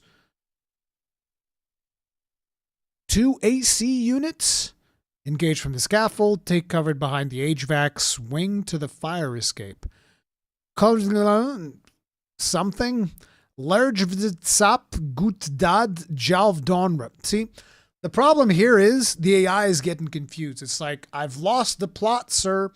I have no idea what is going on. You are now entering complete random territory. Also notice that the fire escape makes no fucking sense. He shot the AC, which is smart. You always want to double tap the AC just to make sure. Drop down and escape. What the where did that, like, notice how a friggin' trash bin showed up. Did it come from inside the van? It did. Like, look, it rolled out from the inside of the van. There we go. Fantastic. Cut to the gate and push north. What gate? What? Oh, there is a gate there now. No, wait, because the gate is... There's no gate there. That one just spawned. New one's gonna spawn. Cut the gate, push north. Okay. Oh, I love that. Good animations. Fantastic. Suppress the van team.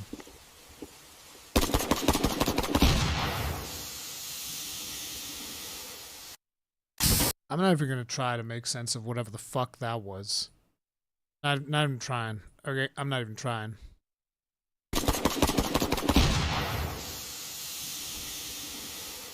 Escape into the sewer, retreat to the fire escape, rush the van.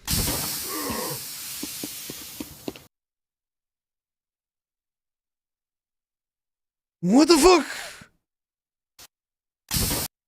The sewer's right there.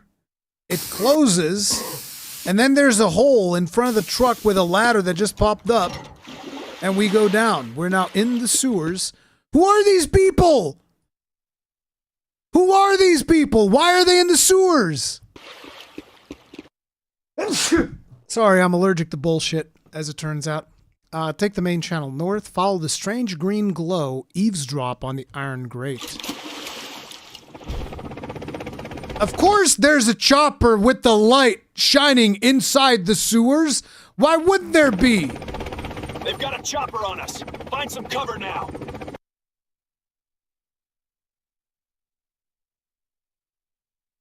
Sewer jail people. Makes sense. This looks like a fever dream. Yep. Hover train using the force is giving LSD simulator a run for its money. Absolutely. It's like an old GTA where cars would disappear and appear when you looked away. No, this is actually worse. Is this what doing drugs is like? Black Ops 11, these are the androids dreaming of the electric sheep. So, let me just explain something to you guys, okay? Because a lot of people will be like, well, you're not seeing the vision because this is the worst version of AI and it's just going to get better. It's like, oh no, I understand. I'm memeing on it because I think it's funny. I understand. This is going to get better, and eventually you might be able to have a coherent gameplay experience that, you know, you can just like go into a prompt and generate. The problem is there is no soul to any of this. Even if this thing was in any way, shape, or form coherent, which it isn't, and it's just funny to meme on it, there would be no soul. And every time that I see some type of AI creation online where people are trying to like, oh, look, this is going to be amazing once they figure it out. This is going to be so awesome. And I often see like AI generated videos. Like just today I saw something about some Friends thing. Like, you know, the sitcom Friends? Like I saw a post where they were saying like, oh man, AI video is going to be the best. And it's just like a bunch of bullshit meant to resemble Friends.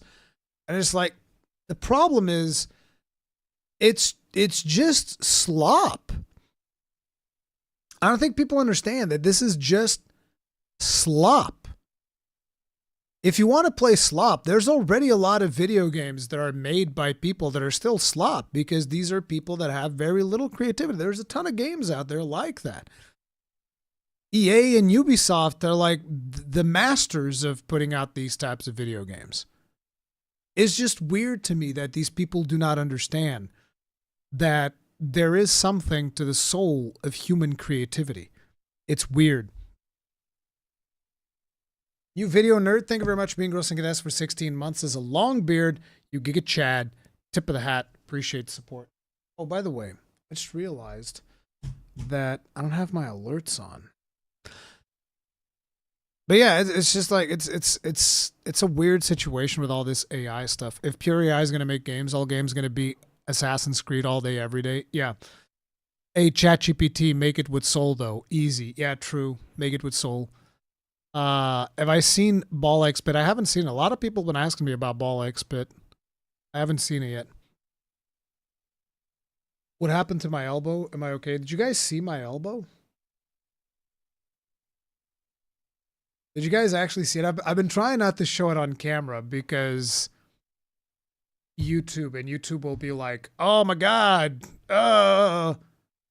you're showing, whatchamacallit? You're showing, not sensitive, gore. I don't know, bro. I'm just kind of, I didn't want it to make a big deal of it, but like I did hurt myself. It's just a minor scrape. It's just nowadays I'm even scared of showing that on YouTube. It's a minor scrape. I slipped on the bike. I didn't fall, but my elbow went into like the middle of the bike, and it must have gotten snagged on something because I barely even felt it, but it went into the middle of the bike and like scraped. When I looked at it, I was like, oh, that looks gnarly. But yeah. But it's just like a little scratch. It's nothing.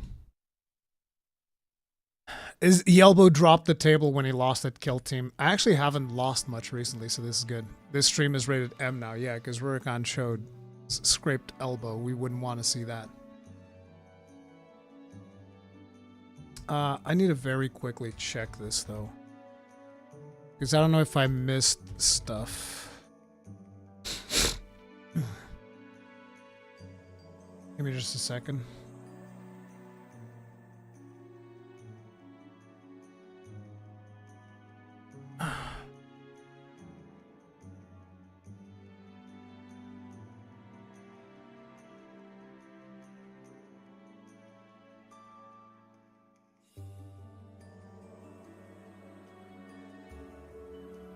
Okay, I think we're good here. Let me just...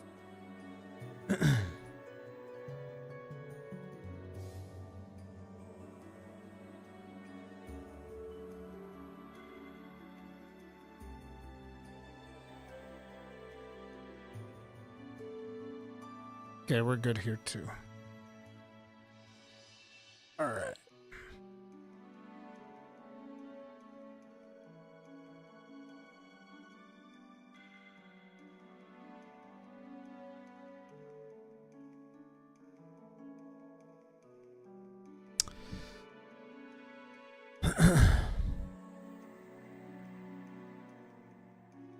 Say goodbye to games like Baldur's Gate, Expedition 33, Elden Ring, or unique art style. You can tell AI slop game gonna flood with 100 generic games without any soul. I mean, it's definitely gonna happen, but I wouldn't say goodbye to it, because obviously people can tell the difference. This is why Baldur's Gate 3 is as successful as it is. This is why Expedition 33 is as successful as it is. And this is why Elden Ring is as successful as it is. And this is why Assassin's Creed games haven't been nearly as successful as any of these other games that we just talked about. But yeah, I just thought that this was a bit of a funny video that we could meme on. But yeah.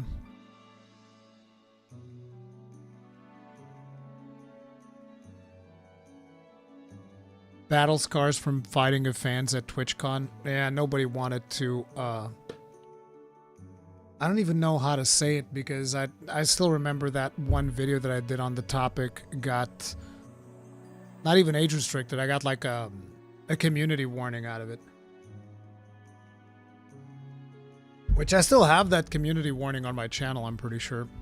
Pretty sure that's still active. But like, I'm not even sure how we can say what happened to Emiru.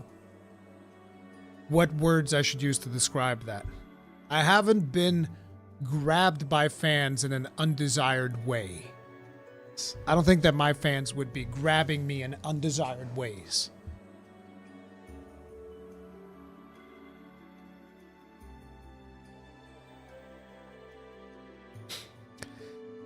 Isn't it weird? Way back, people thought we eventually get machines and computers to do all the dirty work, but now artists fear for their jobs, but we still have to unload the washing machine ourselves. Yeah. It is a weird situation. And the interesting thing is, like, I remember doing research into this like a very, very long time ago. Because, you know, even decades ago, probably when I was in my late 20s, I very quickly realized that in the future, there's not going to be enough jobs for everyone. There's just not going to be enough jobs for everyone. This is just a fact of life. There's nothing that you can do to stop it. Ever since and this was only with considering automation. This wasn't even considering the advent of AI or anything like that. I instantly realized, like, there's not going to be enough jobs for everyone. The way that things are going is really, really weird, because the future of humanity is unsustainable. There aren't enough jobs to go around. Like, I don't understand how some people are going like, oh yeah, but you can like kind of do this, and you can kind of like, it's like, no, there's just not enough jobs. Like, you try employing every single people that exists in the world right now, you can't do it. This is why there's a lot of people that are in, you know, poverty.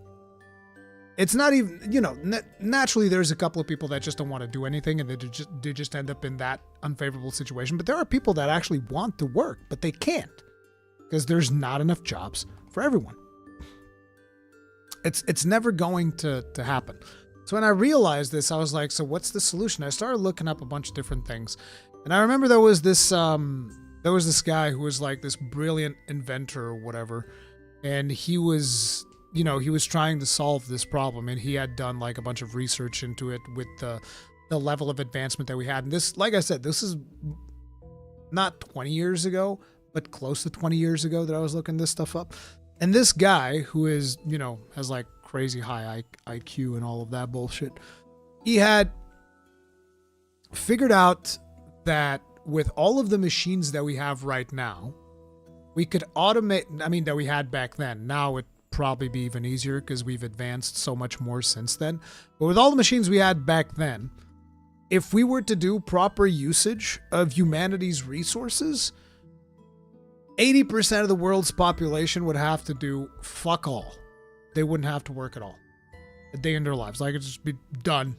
It's done. That problem's solved. All those, and there's still, you know, the matter of about 20% of people still have to do some work. But even the work that those 20% of people have to do is not even like the type of work that we're doing where everybody's doing 50, 60, 70-hour weeks. Like, nothing like that. You'd have to do a little bit of work. Like, I think it was about 2 weeks every 6 months or something like that was how much they had to work. And most of that work involved the maintenance of machinery. That was it. And this was with the level of technology that we were at almost 20 years ago. So now it's probably even easier to do the things that I'm talking about based on this dude's research. And of course, we never did it because there's no money in it. Because this isn't about like actual proper usage of the resources that we have available on this earth. This is about just like, I need to have more than the other guy. I gotta have more money, gotta have more clout, gotta have the golden Lamborghini. I gotta have the thing. And this is just this is how we're eventually going to reach a point that is completely unsustainable. I seen the full optimization of Amazon warehouses and now I'm scared for my job. Oh yeah, like, but that's the thing. That's just the thing. There's not enough jobs to go around. And at this point, this even includes me. I mean, I've always seen it like that. And this was before I was even doing content creation, because like almost 20 years ago, I wasn't doing videos at all. But, you know, I was already seeing that like I had like an administrative job. I did like IT consulting and shit like that. And I was like, even this is going to go away. And now it's even content creation. You know, I mean, you have like that AI. There's an AI on, I mean, there's a bunch of AIs on Twitch, but there's the one that's really popular, the little girl. Neko, is it Neko Sama? Something Sama. I don't know what it is. But like, you have that, and she usually gets way more viewership than I ever will. So it's like, even AI is taking over like content creation as well. It's taking over everything. You know, they won't take care of people without jobs if there are too many. Of course not. Of course not. It's just sad because everybody works so hard, then the clanker steals your job. The thing is, the clanker doesn't even want to steal your job. You say that like, oh yeah, this robot stole your job. It's like, the robot doesn't want to steal your job. He's programmed to do your job. Somebody else just didn't want you to have a job, so they got a clanker to do it instead of you. I want to open a restaurant that people will always need food. There's already restaurants that are fully run by machines.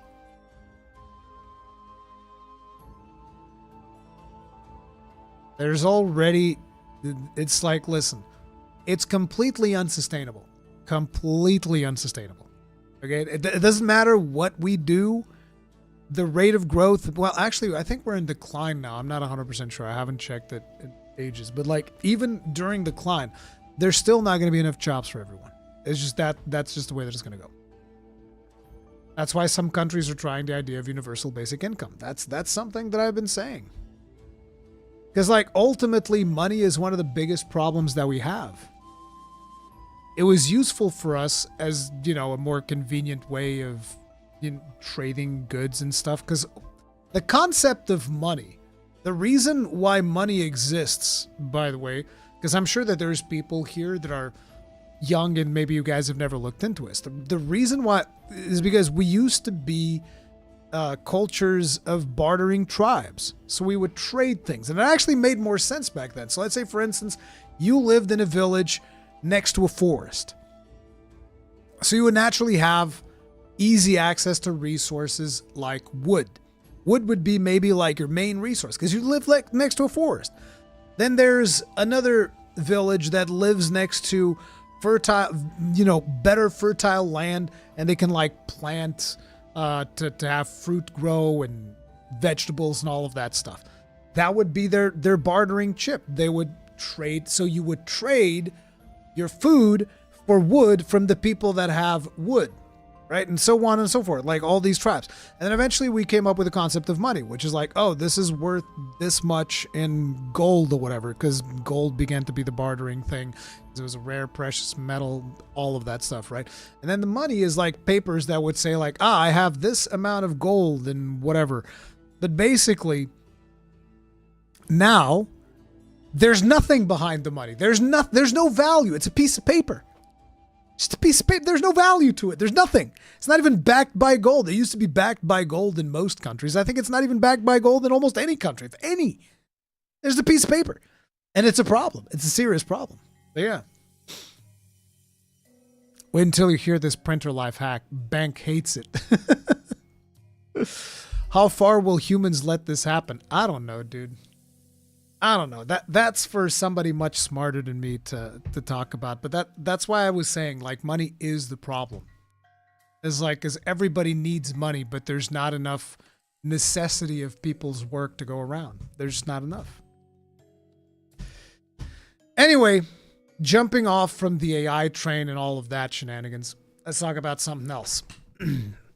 Microsoft's ambitious new Xbox. Your entire Xbox console library with the full power of Windows PC gaming and no multiplayer paywall. The new Xbox platform is set to be a premium experience, and now we have some details on what it will look like. Xbox is dead, long live Xbox, as the saying goes. No gaming platform in history has been declared dead as many times as Xbox. That's because Xbox has been floundering really fucking bad.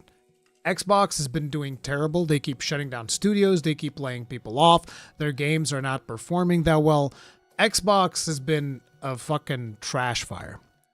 Microsoft itself earned plenty of the condemnation, though, when you put the clickbaitery aside. Owing to a variety of rapid-fire strategy changes, large-scale layoffs, and disappointing price hikes, Microsoft hasn't exactly ingratiated itself into the remaining Xbox faithful as of late. Another wave of Xbox's doom declarations dropped as Halo finally announced for PlayStation last week. I believe that this might have actually been announced earlier, but this is the Halo that they're talking about. Halo Campaign Remake, announced for 2026, will release on PlayStation 5. Halo Campaign Evolved has been announced by Halo Studios, a full remake of the single-player campaign as seen in Halo Combat Evolved 2001. It will release in 2026 for Xbox Series and PC, as well as PlayStation 5, making it the first time the series has come to Sony console platforms. The announcement also marks yet another major Xbox-exclusive property making its way to console platforms other than its own, following Gears of War in August 2025 and Forza Horizon in April 2025. With the company pursuing a multi-platform publishing strategy, few now remain. Xbox President Sarah Bond recently told Mashable that the biggest games in the world are available everywhere. The idea of locking to one store or one device is antiquated for most people. Now, me personally, I'm all for this. Put games everywhere. I wouldn't say that exclusives are antiquated, but I would definitely want there to be options where everybody can just play whatever they want, whatever platform they want. This is a good thing as far as I'm concerned. Whether it is a good thing from a business strategy, that's a whole nother thing entirely. The Microsoft-owned Xbox Wire blog executive producer Damon Kahn suggested that the goal is to build a new entry point for the series with its multi-platform jump. Starting here means that people that have never played the game before will be able to understand the story from the very beginning, and that can help us chart a course forward with new Halo stories. Halo Studios community director Brian Gerard was also cited as saying that Halo will be a multi-platform series going forward. Now, the big problem that I personally kind of have with this, number one, you already have the Master Chief Collection. Why not just release the Master Chief Collection on PlayStation 5? Doesn't that just make more sense? Because that would also have multiplayer. That's not what they want. They want to tease it, though. I don't know how big of a deal this remake is from a visual perspective and all of that stuff, but I just feel like the Master Chief Collection would be a better version to release. Not to mention that then you would at least have multiplayer, because this one does not have the PvP multiplayer, which is like one of the biggest things about Halo, was my understanding. Like, sure, the campaign is fire. I played the campaign back in the day when that came out to PC. I thought it was really fun, but the multiplayer is usually where it's at. So I don't understand. But it's just crossplay and co-op. Anyways, according to the game's official description, Halo Campaign Evolved will feature 3 brand new prequel missions featuring the Master Chief and Sergeant Johnson, in addition to a visual upgrade using Unreal Engine 5. Fuck! Always with the Unreal Engine 5.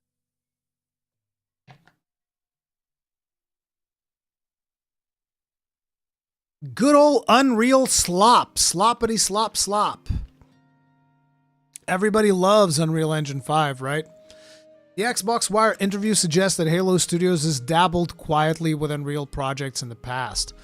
Halo Campaign Evolved will also feature cooperative play, either in 2-player local split screen or up to 4 players in online co-op. I believe local split screen is only on console. I don't think that's a thing for PC. Not 100% sure, but I remember hearing something about this.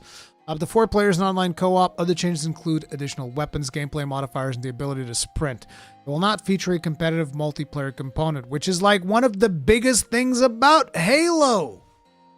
It spawned whole friggin' shows on YouTube. Red versus Blue is so weird. It is so weird, dude. But yeah, that's the thing that they're talking about. But there are still reasons to remain optimistic for the future viability of the Xbox ecosystem, even without exclusive games. Microsoft's Xbox platform has more support from Japanese developers than ever. Xbox Play Anywhere is seemingly catching on with developers like a fucking sickness. The Xbox Play Anywhere campaign is such a fucking weird campaign, dude. I can't wait until they just put a PlayStation in that bitch. Just show up an image of a PlayStation 5 and be like, this is an Xbox. Would be funny if Sony just goes like, now wait a minute. You're taking things a little bit too far now. Fuck do you mean this is an Xbox, motherfucker? You think they try to sell multiplayer later separately? No, I don't think they'll do that. I think they want to sell you the campaigns. Maybe they're disconnected enough to think that not many people will get this game. Maybe they won't, so they cheap out on servers. I have no idea. It's just weird stuff. But yeah. Seemingly catching on with developers at an increasing pace. I don't think so, especially when a lot of the video games that we've seen not include a platform. What is usually the platform that is not included? It's either the Nintendo Switch because of its technical capabilities, or it's going to be the Xbox because it's just not worth putting it on Xbox because Xbox just doesn't sell that much to begin with. And by the way, people might be like, oh, Rurikhan's a Sony pony or something like that. I don't have a dog in this race right now. I used to mostly play PlayStation when I did, simply because that's the console that my friends had. But nowadays, I just play on PC. I don't have a dog in this race. I don't care which console is doing what. If anything, I almost wish Xbox did better, because at least the Xbox games come day and date to PC. So I would actually say that my vested interest would be an Xbox doing better so that I could just have all of the games that they put out be on my PC day one. But what usually ends up happening is I don't even care enough to even play a lot of those games. The last one that I played was probably Doom Dark Ages, and that's because that's Doom with a shield, and I'm big into shields, right? Anyway, Xbox Li PC gaming handheld is sold out in many core markets. The Xbox platform is evolving to encompass PC gaming, cloud gaming, and traditional console gaming as well. Cloud gaming, more like clown gaming. That's going to be my motto from now on. Cloud gaming is terrible. I fucking hate it. I can't stand it. There's latency issues. There's now they're monetizing resolution, by the way, when it comes to the Game Pass stuff. So like if you want to get, I think 1440p gaming or whatever it is, you need Xbox Ultimate or something like that. And traditional console gaming too. But that latter point has left fans wondering exactly what the next gen Xbox might even look like. Combined with public statements and information from our sources, the form the next Xbox will take is starting to take shape. Here's what you need to know and prepare for the coming years ahead. The next-gen Xbox from Microsoft will be a curated Windows gaming PC, complete with your full native console library. So kind of like the Xbox ROG Ally, whatever, which I believe that's what it's doing. Xbox CEO Phil Spencer has been teasing for years that this is what the next gen will look like for Xbox, as people wondered exactly how this strategy might pan out. Last week, Phil Spencer said that people should look to the Xbox Ally for an idea of where Xbox is headed. Sarah Bond has said the same thing. We spoke to our trusted sources over the weekend to learn a bit more about what that means. As many of us have come to expect, the next Xbox will indeed run full-bore Windows with a TV-optimized console-style experience layered on top. This is actually a bad thing, because Windows is very unoptimized. Like, one of the things that people don't understand, they usually make the comparisons like, oh, I'll make this PC and that's going to compete with the hardware of this console. And they never take into account the overhead of Windows software running on top of that hardware and just the cost that exists for that hardware to run stuff like this. So what ends up happening is if you get a PC that has the exact same specs as a PlayStation 5, and you put the PC running, say, the original God of... Is Ragnarok on PC yet? I don't know if Ragnarok's on PC or not. But anyways, if Ragnarok's on PC, you'd put Ragnarok running on that PC. And you put Ragnarok running on that PlayStation 5. It will likely run better on the PlayStation 5. Now, I'm not going to say with absolute certainty because I haven't done this test. I'm not willing to put in the money that is required to do this test because, it's another video idea that will just get buried by the YouTube algorithm, so I don't give a fuck. But the idea is it will likely run better on the PlayStation 5. Reason is because one of the reasons is because it is not running that pig of an operating system that is Windows 11. So they can have like a more streamlined version of Windows. That would be a good thing. But they specifically say full bore Windows with TV optimized console style experience layered on top. This actually feels like it might even end up being more demanding than your basic Windows, which is terrible.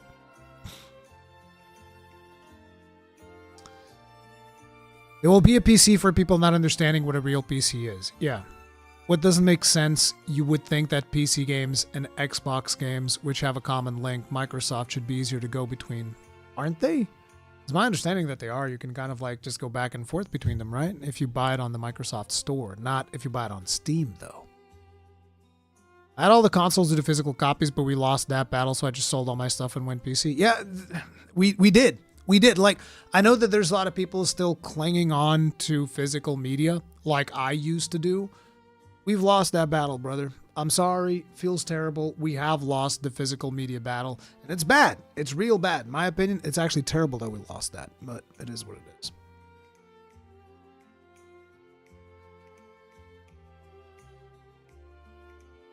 But yeah, Microsoft decided to sideline its own Xbox handheld plans and go to market with the Xbox Ally in partnership with Asus this year to start gathering feedback on the experience that will essentially power its next wave of console hardware. Though that Microsoft still plans to make its own Xbox handheld eventually too, along the lines of this new plan. Xbox President Sarah Bond has teased a variety of first-party Xbox hardware made in partnership with AMD. What will all of this look like, though? Inside the Xbox Ally and Xbox Ally X with its Xbox full screen experience, essentially what the next Xbox will look like. It's not dissimilar to the SteamOS interface and big picture mode, which allows you to exit out into full Linux at will. Similarly, the Xbox full screen experience will allow you to exit out to full Windows if you want to and run the competing stores like Steam, Epic Game Store, Microsoft's own Battle.net and Riot Client, and indeed anything else you want. Indeed, you could run Adobe Adobe Creative Cloud or Microsoft Office on the next Xbox if you so choose. Where the Xbox console will differ from traditional Windows PC is that it will feel like a traditional Xbox console out of the box. The onboarding experience will be similar to what you get today on console, and if you choose, you can remain fully inside the Xbox ecosystem, never touching Windows itself. Exiting out to Windows will be for those who want to access games traditionally not available on Xbox, including PlayStation games on Steam, mouse and keyboard, first games like League of Legends, or even classic games from GOG and the like. You will be able to run PlayStation's PC titles like God of War, Ghost of Tsushima, and Spider-Man on the next Xbox purchased via Steam or Epic Games. You will be able to play World of Warcraft on the next Xbox via Battle.net. You'll be able to install practically any game that runs on Windows, giving you access to decades upon decades of content all in a single device. We already have that device. It's called a PC. You can also do it on the Steam Deck, but the Steam Deck's probably going to have less powerful hardware. I've actually been waiting to see if there's going to be a revision of the Steam Deck, and I might pick that up. Microsoft's working hard across the Xbox and Windows teams to optimize the platform for TVs and controllers, bringing the original Windows in the living room vision from the OG Xbox to fruition after 25 years. Furthermore, thanks to new silicone from AMD, already approved all the way up to CFO Amy Hood and CEO Satya Nadella, the new Xbox will also run all games currently available on Xbox Series X and S library. This means all the OG Xbox back compatible games, all the Xbox 360 back compatible games, all the Xbox One back compatible games, all the current. This seems like a sales pitch at this point. Yeah, we get it. All the Xbox games. Just say that. Like we don't need to go through Microsoft's poorly named consoles over and over and over. You can just say all the Xbox games. These games will run natively on the new Xbox and launch seamlessly via the Xbox Launcher's library. Like any new console generation, developers will likely continue supporting the Xbox Series X and S development environment for several years after the new Xbox drops in. Actually, I don't think so. Not at the price that console's in. Don't think that's going to be the case. Over the time, more and more games will get next-gen Xbox native versions too, targeting the specific configuration they're in. AI-powered technologies like auto super resolution. AI upscaling. And fake frames will boost Xbox Series X, S game running on new hardware, but developers will also...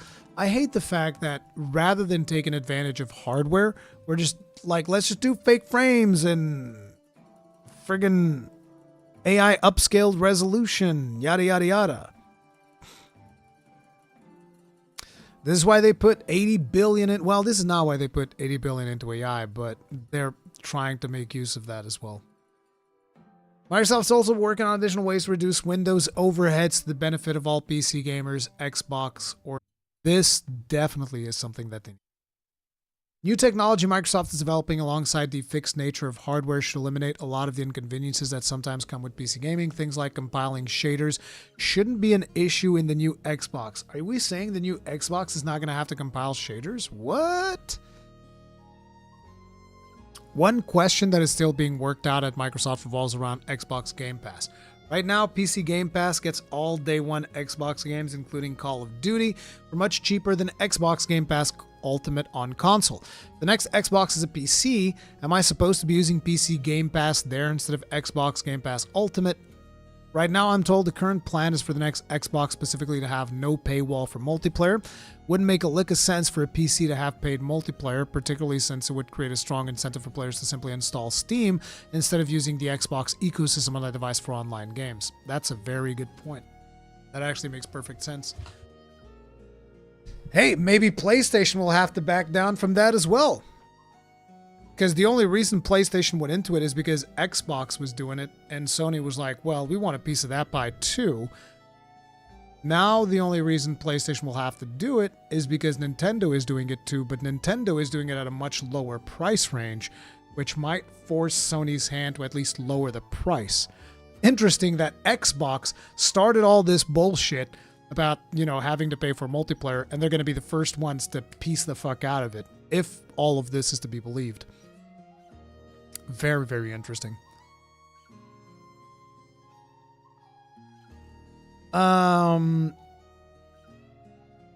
It remains to be seen if that plan actually plays into reality, though. What I expect we could see is PC Game Pass being rebranded somehow on the Xbox Game Pass website. PC Game Pass is de-emphasized and almost hidden away underneath the 3 main tiers.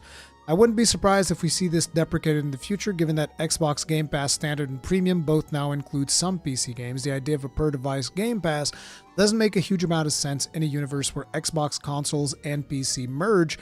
We'll have to wait and see how that plays out. What about the price, though? Xbox President Sarah Bond warned recently that Xbox will be a premium experience, likely hinting at a higher than usual price. I'm going to say it. It's going to be 1,500 bones. They're going to charge you 1,500 bones.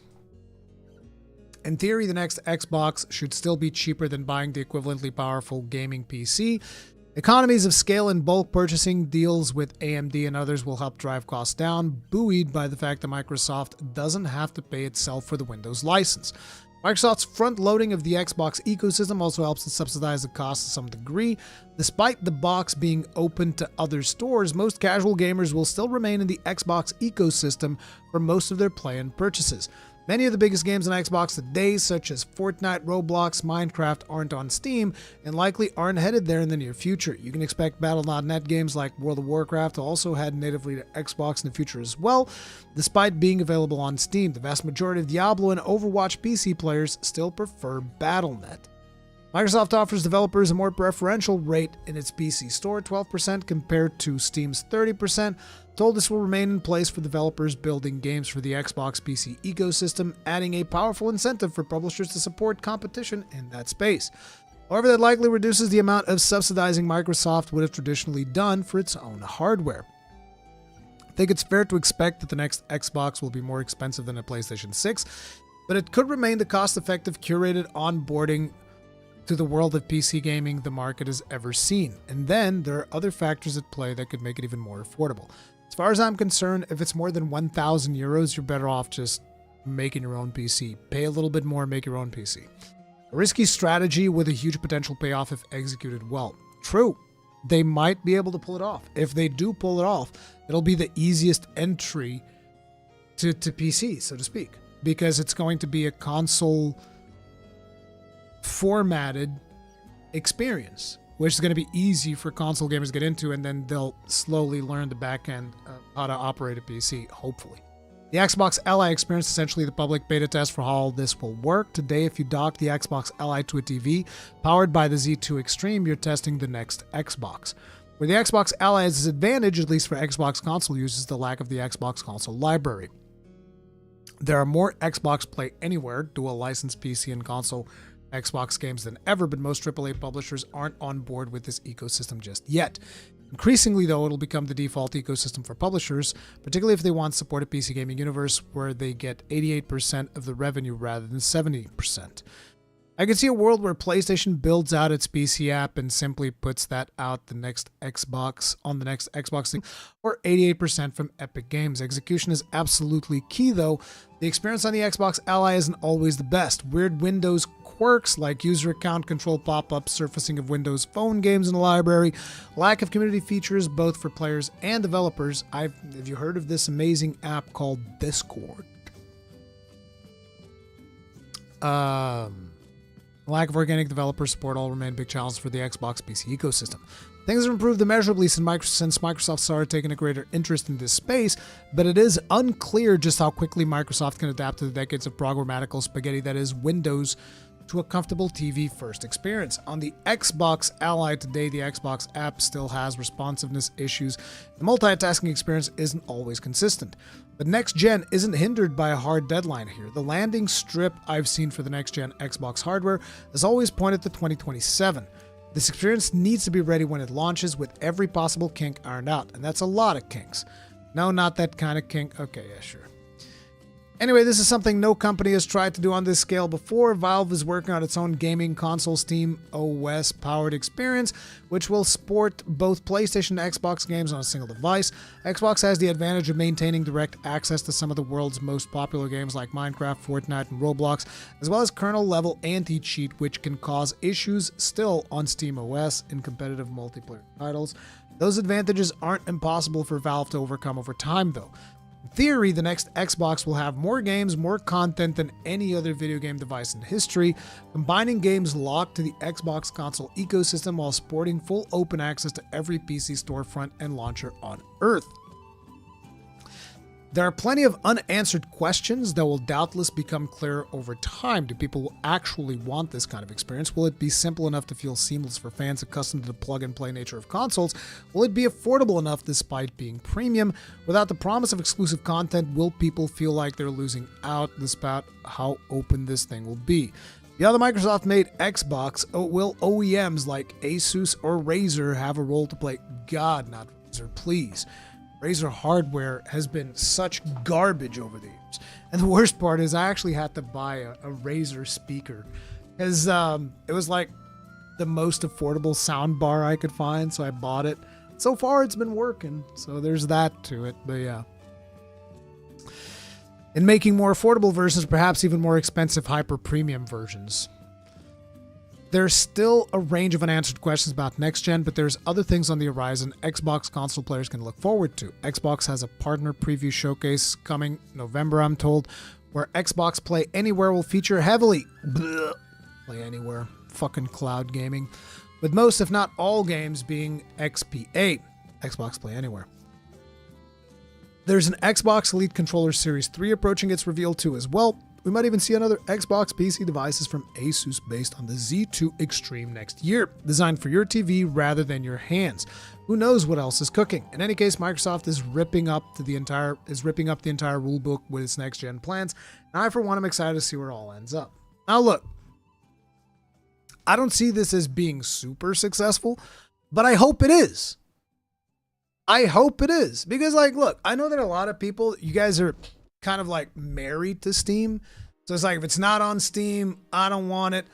I'm not like that. I'll play where the games are. I don't give a fuck. If Microsoft, although Microsoft will have to do much better than Steam because I don't trust Microsoft, right? I have some level of trust with Steam. I don't trust Microsoft the very same way that I don't trust Epic. Those storefronts are just flat out inferior. So they have a lot of work to do if they want to reach the level that Steam is at. But ultimately, I'm not married to Steam. I'm not. I know a lot of people are married to Steam. I'm not. I use Steam because it's the most advantageous for me right now. That's the way that it is. For a while, the Xbox storefront was the most advantageous for me. I was using that.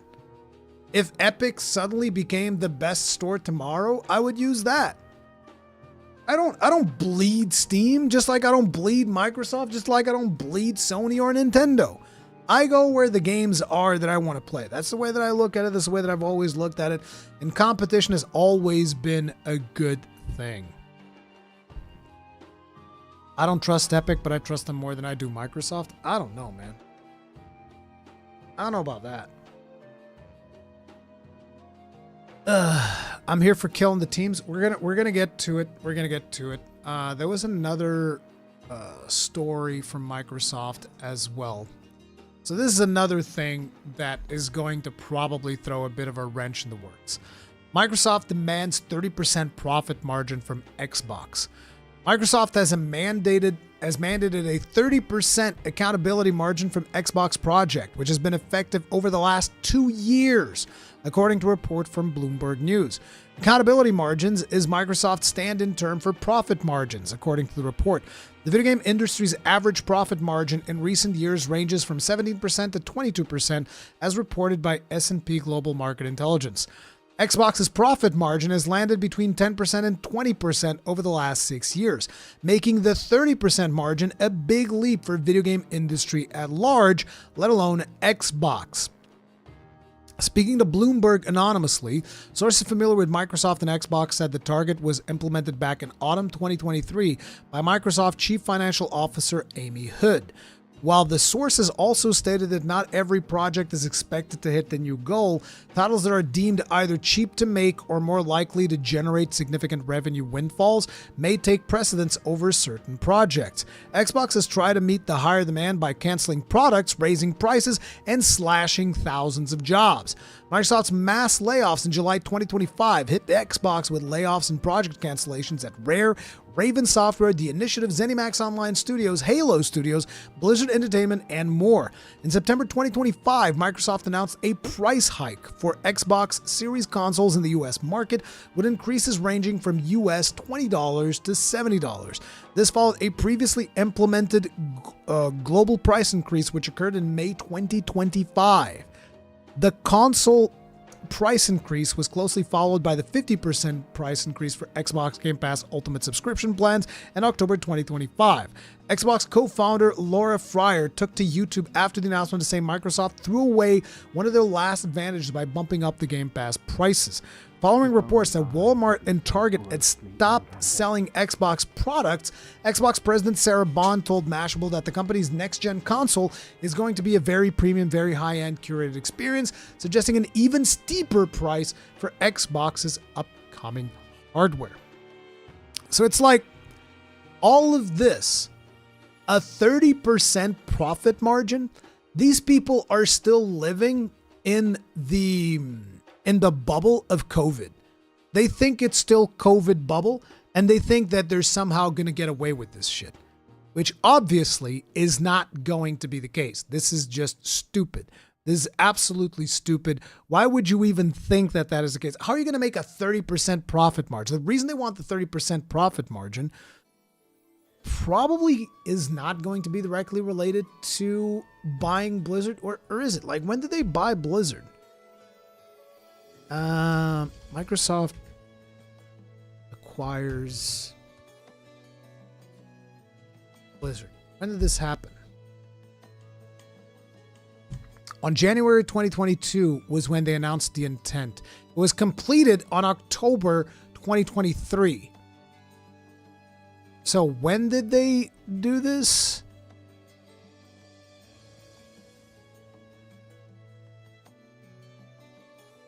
Autumn 2023. It was whenever they realized that they were going to purchase Activision Blizzard. They're like, all right, we're going to spend $69 billion on this. Therefore, you now have a profit margin of 30%. That's what they did. That's what they did. Report Turret, thank you very much for being Roseanne Gathers for 38 months. As a long beard, you could get Chad. We're doing good here, dude. Tip of the hat. Appreciate support. Thank you.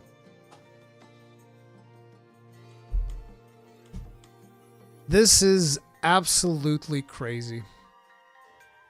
This is absolutely crazy. See, the COVID good times emboldened them to think that this is the new norm, which emboldened them to buy Activision Blizzard and emboldened them to believe that they would get a 30% profit margin.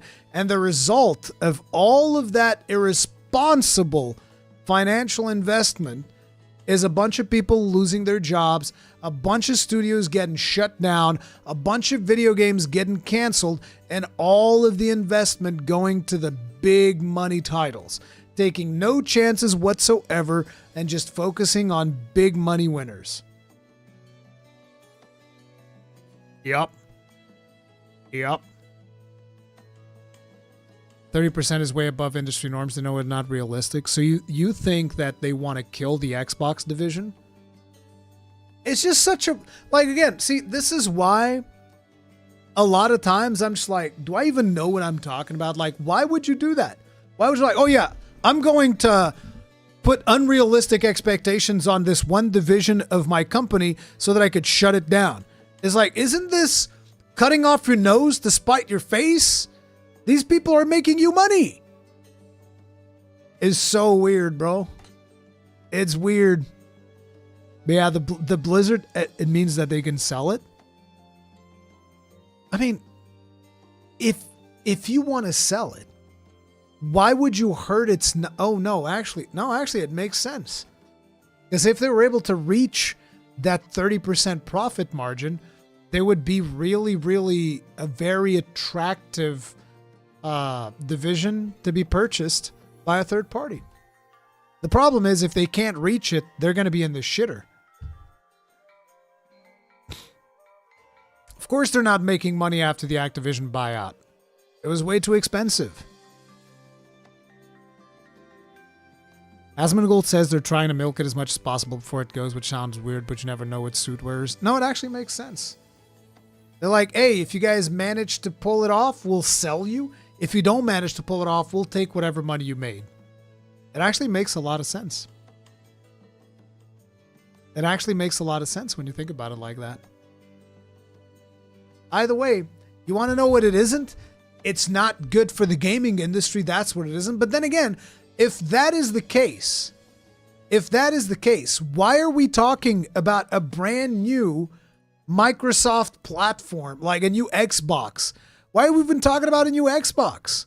Because they're still trying to sell it? They're still trying to sell that thing? Sell the Xbox division? They will think it still has some brand value, but I have no faith in it. I don't know. It's just so confusing to me, this whole fucking thing. I'm not a businessman. I like video games. That's where I'm at. Anyway, we've reached about the halfway point. Let's talk about shout-outs for the Longbeards. Longbeard shout-outs.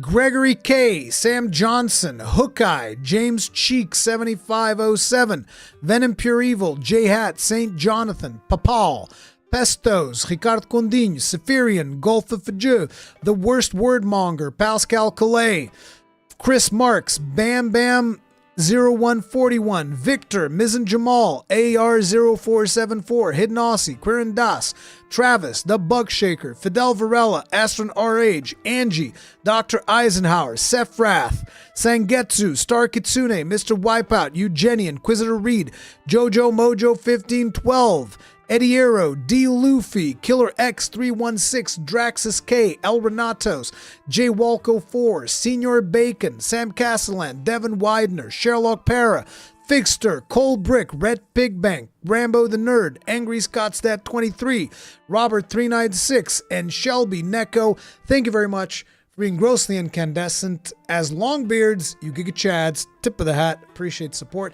and tip of the hat to all the other Iron Breakers, both on YouTube and on Twitch.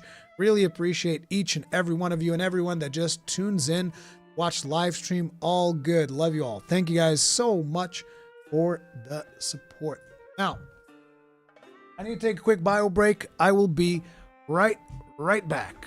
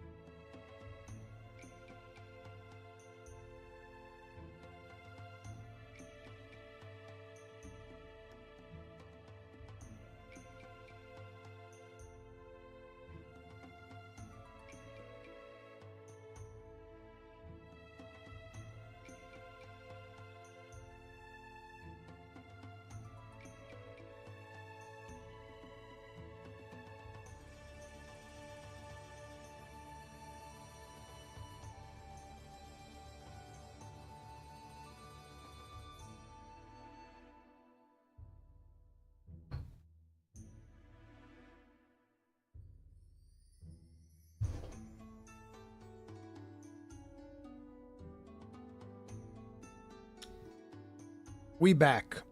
Guys, I've gotten really into this, which is espresso, but with cinnamon. I don't know if you guys can see. It's got cinnamon on top. It's probably some really pretentious bullshit, but I just asked my wife, can you just buy us like one of those cinnamon things so that I can have cinnamon on top of my espresso? Bro, it's so good. That's a crime. I fucking love it, dude. I love it. It's delicious. It's delicious, Dave. It's fucking delicious is what it is. I don't give a fuck. You can have your coffee black, like, you know, like a big manly thing. I like my coffee black. I will put all the bullshit I want in my espresso, motherfucker. It is delicious.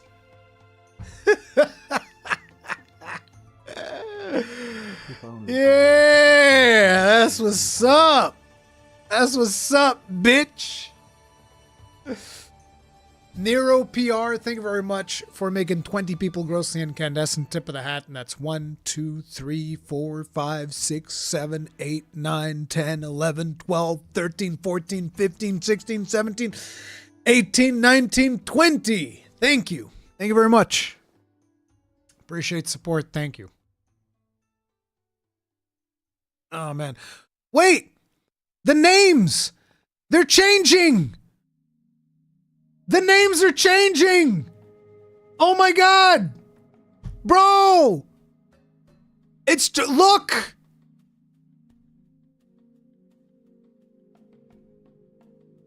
The names are changing! Why do some people have it normal and some people don't? I don't understand! What is going on? Just on the gifts? No! Cause like, oh, it's just on the gift. You're right. You're right. It's just on. This is even worse. Oh my god, dude, it's even worse. So it's like, if you get a gifted sub, it will tell you your proper handle. But other than that, fuck you. You get the @. It's so weird. I thought nature was healing for a second there.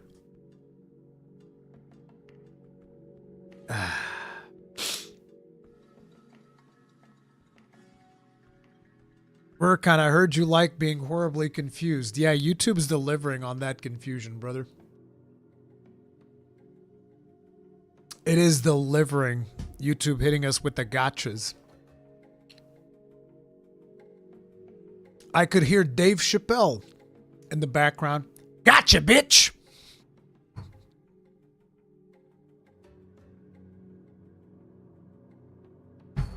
Ah, man. I will show the kill team soon. We'll just go through these this last wave of news. It's nothing like too big. We already went through like the big news. Escape from Duckov. This is one of those meme games, but apparently this one's actually really good. A lot of people have been saying like really good things about Escape from Duckov. I believe it's also got like crazy Steam charts, right?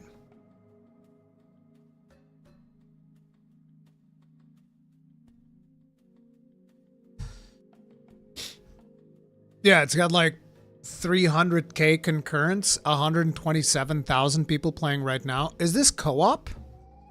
That's one of the things that I don't know. Is it because I know it doesn't have PvP, but does it have co-op? Is this just solo?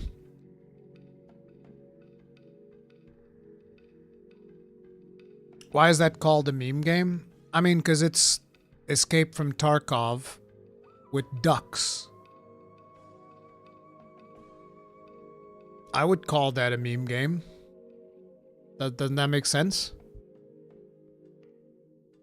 It's Escape from Tarkov, but with ducks. That's why it's called Escape from Duckov. But yeah, I've heard good things. Good for them, dude. Seems like it's fun. But I am curious. Is it co-op? Oh, it's only 15 bones too. See, look at this. Look at this. This game is another one of those where it's just so easy for me to go out there and just say like, you know what? Because I get a lot of pushback. Like I don't know how many of you guys are aware, but the GTA video, I got a ton of pushback for the GTA 6 video, which was it was a clip that we took from the previous Cons Anvil. I got a lot of pushback in that video from people telling me that like, oh, you don't understand. Games are clearly more expensive to make. It's like, motherfucker, look. Where's the, wait, there it is. Look, 300,000 concurrents, sold 2 million copies. Where was it? 2 million copies.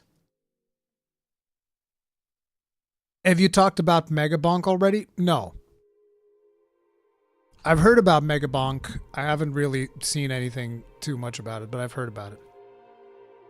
It looks like it's good. Yeah, I've heard a lot of people say that this is actually really, really good. So I don't know. I haven't played it. Doesn't seem like it's my kind of game because I don't really care about Escape from Tarkov.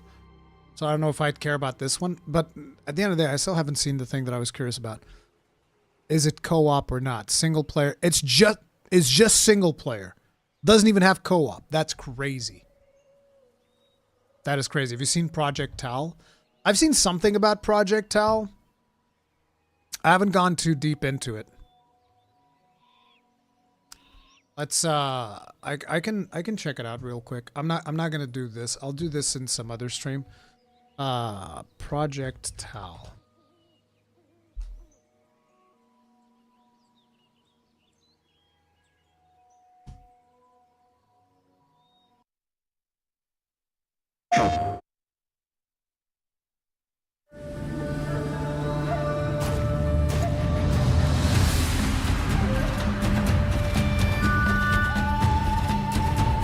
Okay, so I already see a problem.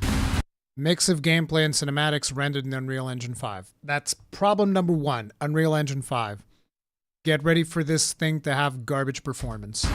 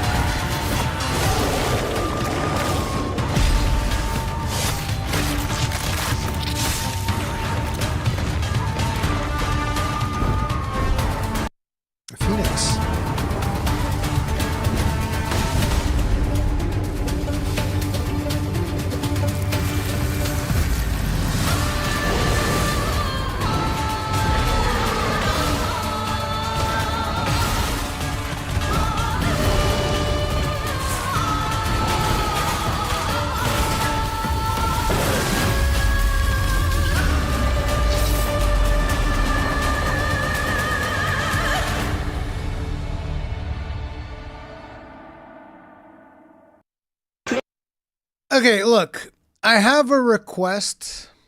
I have a request for Asian developers around the world. I do. I have a request. Asian developers around the world, well, Asian developers in Asia mostly, I guess. Please, listen, we need to go bigger for this. Please watch Lord of the Rings. Can I please have a dwarf in one of these games? You can do some elves as well. I don't give a crap, but Can we please have a dwarf? A halfling? Orcs? Because, like, I look at these games and I'm like, that looks badass. Can I be a dwarf, though? Nope. Can't be a dwarf. That'd be too hard. It's always, like, wuxia characters. Now, I get it. Like, wuxia characters are cool. But, like, I want to have a fantasy character. It's an Asian game. You'll be lucky if you can have a beard. Yeah, tell me about it. No tiny boys? What you got against tiny boys? Dwarves still get no respect. Exactly. That's the problem. Just remember, Ruri, that still only counts as one. Still counts as one. It looks fun. It'll be interesting to see how this pans out. I don't know what the business model of this is going to be. Single-player, open-world, action RPG delivers deep immersion, strategic combat, rich narrative shaped by your journey. Our adventure you'll find alongside distinctive in-game ally characters, each with unique abilities, personalities, and combat styles who grow with you and influence how the story unfolds. Together you'll face colossal creatures, uncover hidden realms, experience a seamless blend of battle, exploration, and storytelling in a vibrant living world. Can't wait to not hear about this game for 6 years.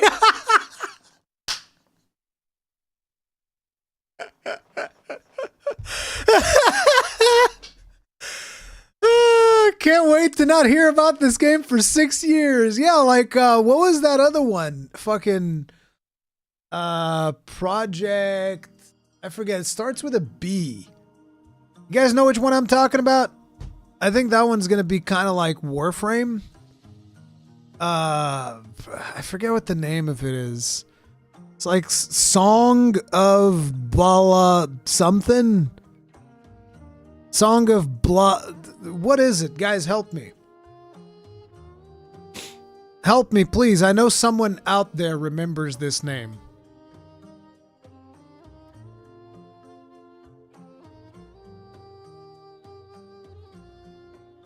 Ballad of Antara. Yes, that. Like, look at this. Ballad of Antara. 1 year ago, but there's like... Wait, there's a gameplay demo? Oh yeah, I think I've already done a reaction to the gameplay demo. But there's like older footage of this, like, because this was a very, very long time ago. I know it's not just 1 year. This was revealed like 3 or 4 years ago or something like that. It was crazy. It seems like most of them that show up are like from 1 year ago, but I know for a fact that Ballad of Antara was like released, you know, the first stuff that we've seen for that was ages. Luland, the Cursed Sand.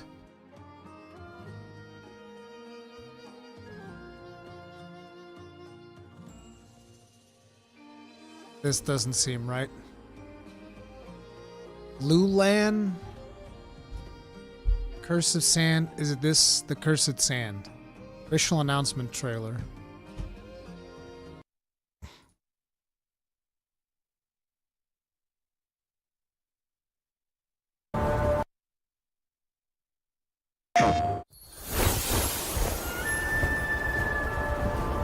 It's like, listen, guys, the one that's the one that I'm still waiting for, and we've never seen, is this one.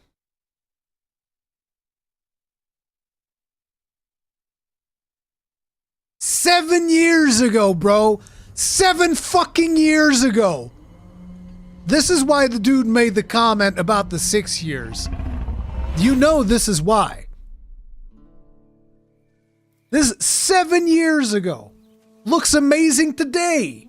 The era of unending peace is past. They said this isn't canceled, by the way. No, Nixon, they didn't say that this was canceled. Forward, lest you overlook the traces. Keep your ear to the ground, lest you lose the trail. We are the shield that shall not break. We are the sword that shall not bend. O God of steel and fury, give us flesh to hunt from blood.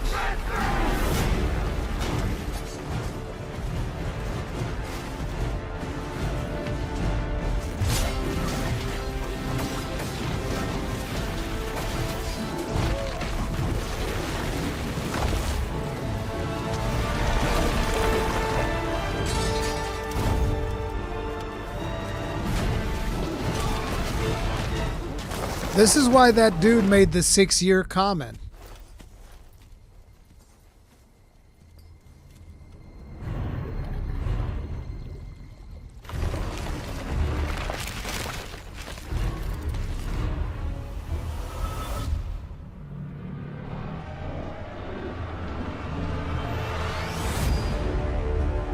Project Awakening. Anyway, you guys wanted me to check this out? Let's see. My love, come to Lulan. Find me. Oh, action RPG? And we're a skeleton?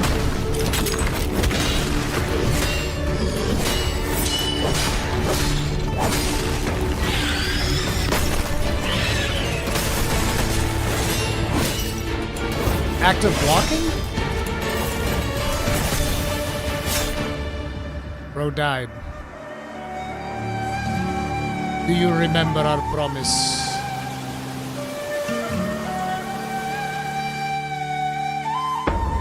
This is your endless fate. Cursed sand.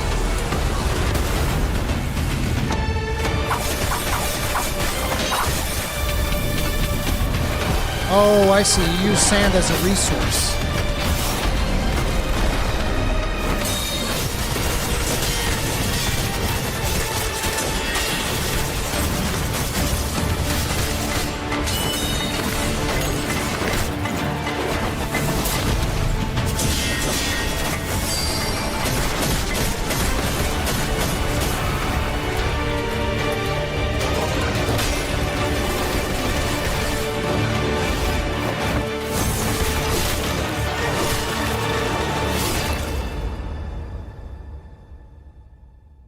Looks interesting. Coming soon. Okay, let's get through some of these news real quick. EA partners with Stability AI, wants to make AI a trusted ally. Electronic Arts has announced a partnership with Stable Diffusion AI image model developer Stability AI to co-develop transformative AI models, tools, and workflows for the company. It's just another way of saying we want to use AI, okay? We just want to do some AI slop. For a 23rd of October 2025 press release, the partnership will empower EA's development teams to reimagine how content is built by making AI a trusted ally to support faster iteration, expanding creative possibilities, accelerating workflows, and allowing more time to focus on what matters most. Building world-class games and experiences. One of the partnership's first missions is to push the creation of physically based rendering materials via artist-driven workflows. Stability AI is known for developing the text-to-image Stable Diffusion AI model, as well as editing tools and media generation for businesses. Of the partnership with AI, Stability CEO Prem Akkaraju, I almost read this one the first time that I saw this news as a Rurikhan, said that EA is a pioneer in interactive entertainment and understands that innovation begins with the creator. By embedding our 3D research team directly with EA's artists and developers, will unlock the next level in world-building power. In January 2023, Getty Images leveled a copyright lawsuit against Stability AI, alleging that Stability AI unlawfully copied and processed millions of images protected by copyright, owned or represented by Getty Images. Getty later dropped the allegations in June 2025, likely because they couldn't prove that the AI scraped the fuck out of it because they weren't able to do, the usual thing to get like code and shit like that. But yeah, no, I'm sorry. I don't trust these AI companies. So yeah, EA's partnership with Stability AI comes after the $55 billion leveraged acquisition of the company by a consortium that includes the Saudi Arabia Public Investment Fund. Following the acquisition, Financial Times reported that the EA's new investors were pursuing AI-based cost-cutting measures to boost the company's profits. Fan-fucking-tastic. What the fuck does AI have to do with PBR? Games been using PBR for a decade. They're getting it done by AI? I don't fucking know. Let's face it, AI may make a better FIFA game. Sorry, FC. It is what it is. I wouldn't necessarily disagree with that one, to be honest. I totally forgot about the Saudis buying EA. That's because most of us in the Ironbreaker community, we don't really care that much about EA to begin with, so it's not that big of a deal. This AI bubble is waiting to explode just like NFTs. Yup. Big true. So this one was an interesting one. Counter-Strike skin market loses 1.7 billion after Valve update. Valve's Corporation recent Counter-Strike 2 update on 23rd of October 2025 has caused an enormous drop in value for many in-game knife and glove skins, causing a US 1.7 billion loss for collectors and traders. Oh no! That's terrible! Oh no! The update expanded the functionality of the trade-up contract to allow 5 regular covert items to be exchanged for 1 knife or glove from a collection of one of the items provided. Covert items are the highest rarity of skin that you can get from Counter-Strike 2, K-Snark colloquially known in the community as Reds. However, they are much more common than the most sought-after knife and glove skins. This change has caused a massive shift in the Counter-Strike 2 economy, with previously cheap covert items skyrocketing in price and the value of the most expensive skins to crash. A covert item like the P250 See You Later skin was previously going for as low as $369, but now it's increased to $54.72 after the update.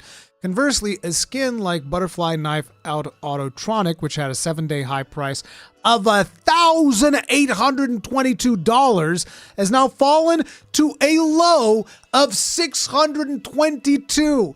I'm so sorry, bro. I feel so bad. I feel so bad. Oh no. According to the skin price tracker Price Empire, the total market cap for Counter-Strike 2 peaked on 18th of October 2025 at $6 billion. After Valve released the latest update, it had suddenly dropped to $4.3 billion as of the time of writing. Speaking to Bloomberg, Price Empire marketing manager Ethan McDonald called the move a shock to the community. Oh no! Oh no! Digital goods! It's like they're worth nothing! Because they are worth nothing! It's like you get what you fucking deserve! He said this completely changes the supply of Counter-Strike's most sought after and expensive tier of items. Many investors, traders, and players have been selling off a lot of items out of fear that the bubble has finally popped. Listen, here's what I want all of y'all that have invested your life savings into these Counter-Strike crates, okay? Here's what I need you guys to do, all right? I got a message. Okay, listen. Here at the Ironbreakers, we believe in a fair market for everyone, okay? We believe in your right to invest your life savings into some fucking skin for a video game. We believe you should be able to do that. We also believe that when times like these, which you guys are going through trying times right now, we believe that in times like these, the best thing you guys can do is you guys can cry your tears into this small cup so that I can drink it because they're fucking delicious. And also, after you're done crying your tears into that cup, you can cry me a fucking river and then you can build a bridge and get over it. Get fucked! Video games are not meant to be this fucking crazy investment scam, this money laundering scam you people have been doing. Get fucked, each and every one of you. I take great pleasure in seeing this, okay? I take great pleasure in seeing this. I just imagine Gabe Newell getting out of his yacht, crashing the market for Counter-Strike 2. Fucking all these people over and then just going back to his yacht. Not giving a single fuck. Gabe Newell's like, yeah, all you motherfuckers been laundering money far too long. Get fucked. And then he leaves. What a boss, bro. What a fucking boss. What a baller.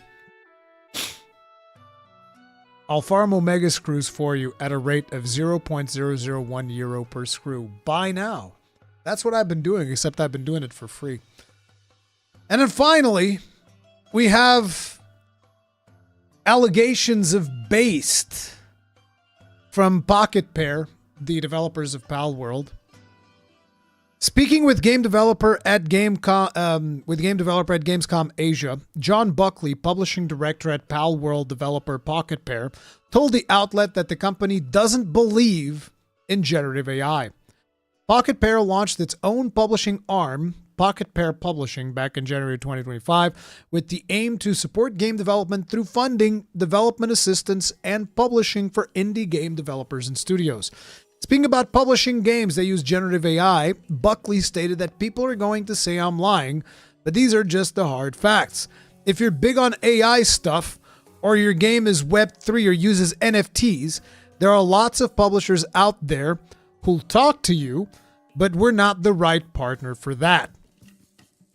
Pocket Pair itself has been at the center of several AI acquisitions recently, being subject to claims that machine translation was used to localize Pal World for Vietnam, Turkey, Indonesia, Poland, and Thailand. Buckley refuted the claim, saying that one of their biggest pieces of evidence was that because we hadn't published the individual names of the translators, it must be AI. He clarified that a localization company was used, which Pocket Pair was eventually able to work with to release the names of those who worked on Pal World's localization and dispel AI accusations.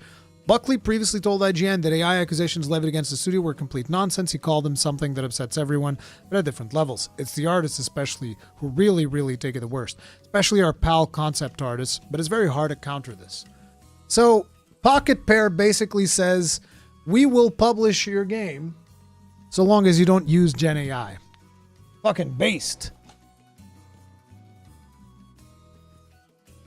Fucking based. Seen on Twitter today that Naughty Dog is doing some hirings. I don't know, man.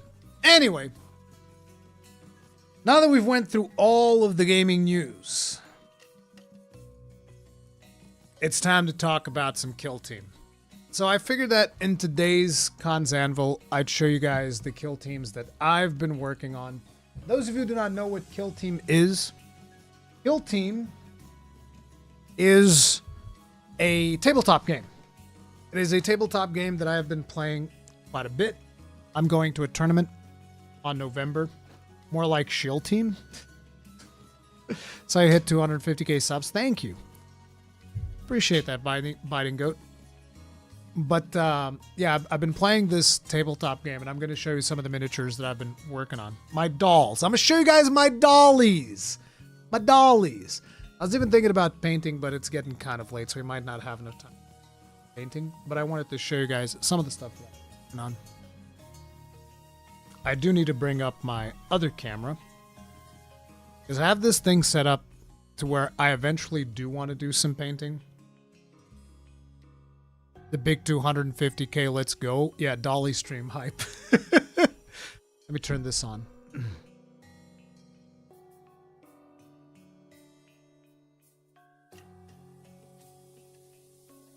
This is a really old GoPro, so don't expect miracles from this thing. Showed him Barbies.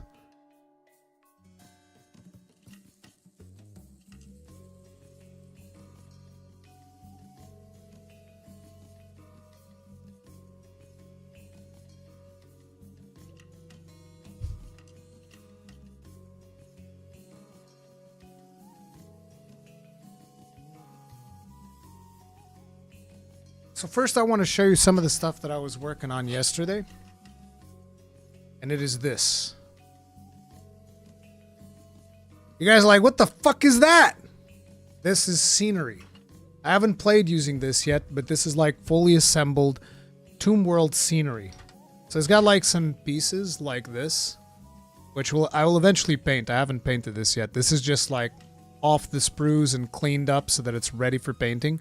So I'll have to prime this in black, and then I'll have to do like some dry brushing or some other techniques. This is like one of the pieces, and then you have like these walls. This eventually like you assemble these together. Let me show you an example, right? You see this thing? Thing splits up, it opens, and then you can like attach, say, one of these.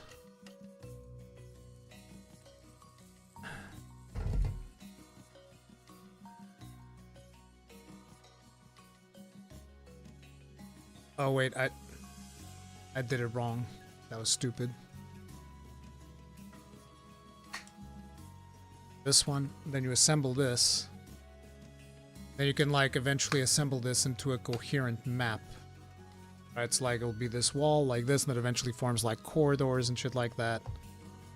And then you just assemble all these, and this becomes like a map where you actually use your units to go through and do stuff. But yeah, this is one of the things that I've been working on. And you guys like, that's just gray though.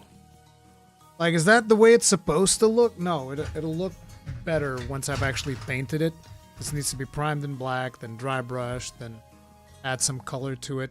To give you guys an idea of what this can eventually look like, I figured I'd show you some pictures that I have of my terrain. The other terrain that I have is really big, so it's very unwieldy to show on camera. But I took some pictures of it, and I can show it to you here. This is what the other terrain looks like. It's not fully painted yet, so like this piece still needs ink, this piece still needs ink, but this is like what a Killteam map looks like. And the miniatures actually go like on top of these, and there's like ladders that you can do, and the doors, you actually go through the doors and all of that stuff. But this is my Volcus terrain. Then I have some more detailed shots, like here you can see the front of the Volcus terrain. You know, all of this was gray, like that one there, but this one's like fully painted. Do you print your models? No, I bought all of these. So it comes in sprues, and then eventually, you know, you clip them out and you glue them together and you paint them. And this is what my Volcus terrain looks like. I highly recommend you do the majority of the painting on those with spray paint. Yeah, I've been thinking about that because I definitely don't want to do the way that I did Volcus. It took me months to paint this thing like this. It's also because I don't have that much time to paint, but it took me months to get this to the point where this one was, right? And then there's a couple of more detailed shots of the way that this looks, like the details on the inside and all of that. It's pretty crazy. Like I spent way longer on this than I should have. But I feel like it came out really nice. So I really like the way that it looks. Looks good. You paint that? Yeah, I painted all of this. Actually, I had no help whatsoever painting these. I just painted all of these by myself. But like this took a very, very, very long time. And to be honest, I have more fun painting miniatures than terrain. But terrain was an interesting experiment. Now I also have to paint that one. Like I have to basically get this pile of plastic to look like that, right? Not necessarily like that, you know, different colors and all of that, but basically I have to spend like a good amount of time painting that thing. Be sure to varnish so the paint job doesn't get fucked up. Yeah, I need to do varnish, but I still have that feeling that it's not finished, so I still want to do more things to it. But I almost feel like I will never get to the point where I feel like it's finished. So I might just varnish it at some point out of nowhere. Because I always have this vibe that like, oh, it's not finished yet though. I need to finish it. But yeah, this is my Volcus terrain. And now I'm going to show you guys the actual minis with my new setup that I have for this, which is this. Yeah. See, this is there's a little camera right in front of me. Like, look, here's you guys. You guys are over there. And then look, the Twitch peeps are over here. See, like, look at that. This is like the 3 monitor setup. You guys are getting like a look behind the curtain. But yeah, I have this camera here. And I also have a light that I use for painting that we're going to be using for this.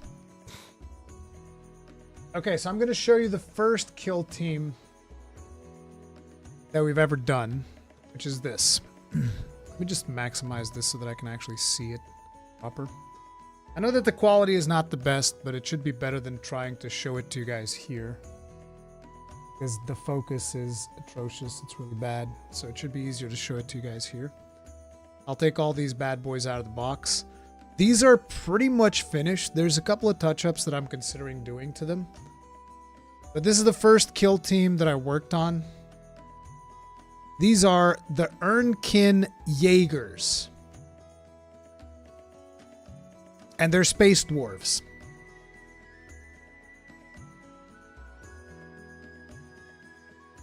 And this is probably still my favorite kill team to play. I've took them to 2 tournaments, got my ass handed to me because I still don't know how to play the game in a competitive setting. It's really hard. Like, this guy's a melee dude, obviously. Like, look at the detail on the knives and shit.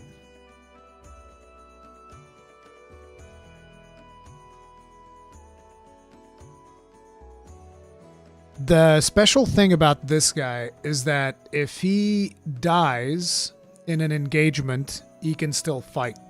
So even after he dies, he still will deal damage to your dudes. This guy lays mines. This one is the one that Mr. Tummy Giggle says that he's the best paint job I've done. He does look pretty good, I'll say that. Like this, I think it's just a really cool character to paint. That's probably why it looks good. Yeah, this is actually called the Iron Breck, is his name. This, I think, is the first one that I painted. Is it the one with the bad eyes? Yeah, I tried putting the white dots on the eyes. Looks really bad. This was the first one that I painted. So it's probably the worst looking one. This was like the first test. I still think it looks alright. We did some dry brushing on the pelt for the coat. I thought this looks pretty good. Wasn't the sniper the first one? No, this one was the first one that I painted. This is the leader. This was probably the last one that I painted. I kind of regret my head choice because the head choice actually looks generic, which kind of sucked. But this was like, this is the leader of the band. He's called the Thane. He's got a shotgun, a revolver, and a plasma knife, and he's an absolute beast. First time that he dies, he actually doesn't die. He stays alive. This is another warrior. This one I did some experimentation with colors. Looks a little bit brighter than the other ones. Like, a lot of this was a learning process with these guys. But yeah, he's just like a shotgun warrior. This is one of the coolest models in the team. It's the Bombast.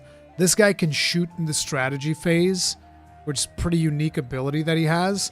So usually I would usually use this guy to like tease my friends, and they would always be super concerned about the position where I would put this guy. I have to drill these barrels, by the way, because I actually bought a tool. We bought like a drill, like a manual drill for drilling barrels.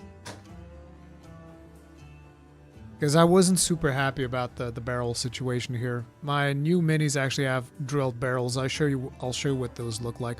But I haven't really touched these because they're ready. They're good to play. They're ready to play, so I don't want to touch them too much. This right here is another warrior, except instead of having a shotgun, he's got a revolver and a knife. So he's better at melee than the other warriors, but at the same time, he's worse at ranged. Well, not worse, but just different, because shotguns have different rules. This guy might be one of my favorite ones. I just really like his little helmet with all the visors and shit.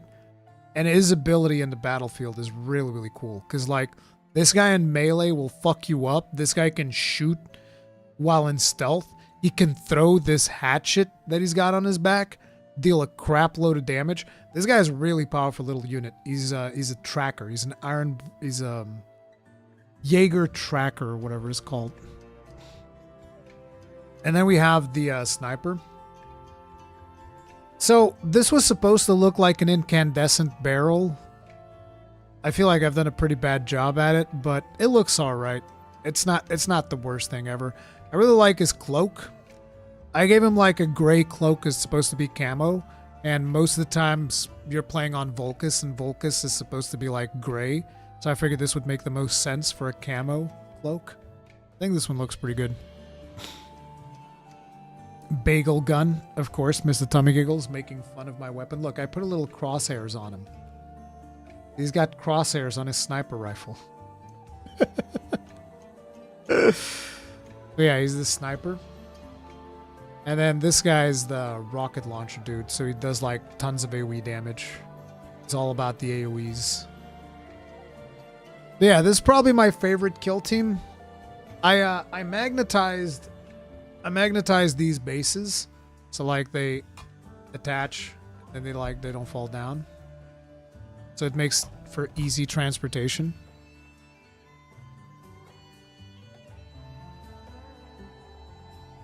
You can put these away.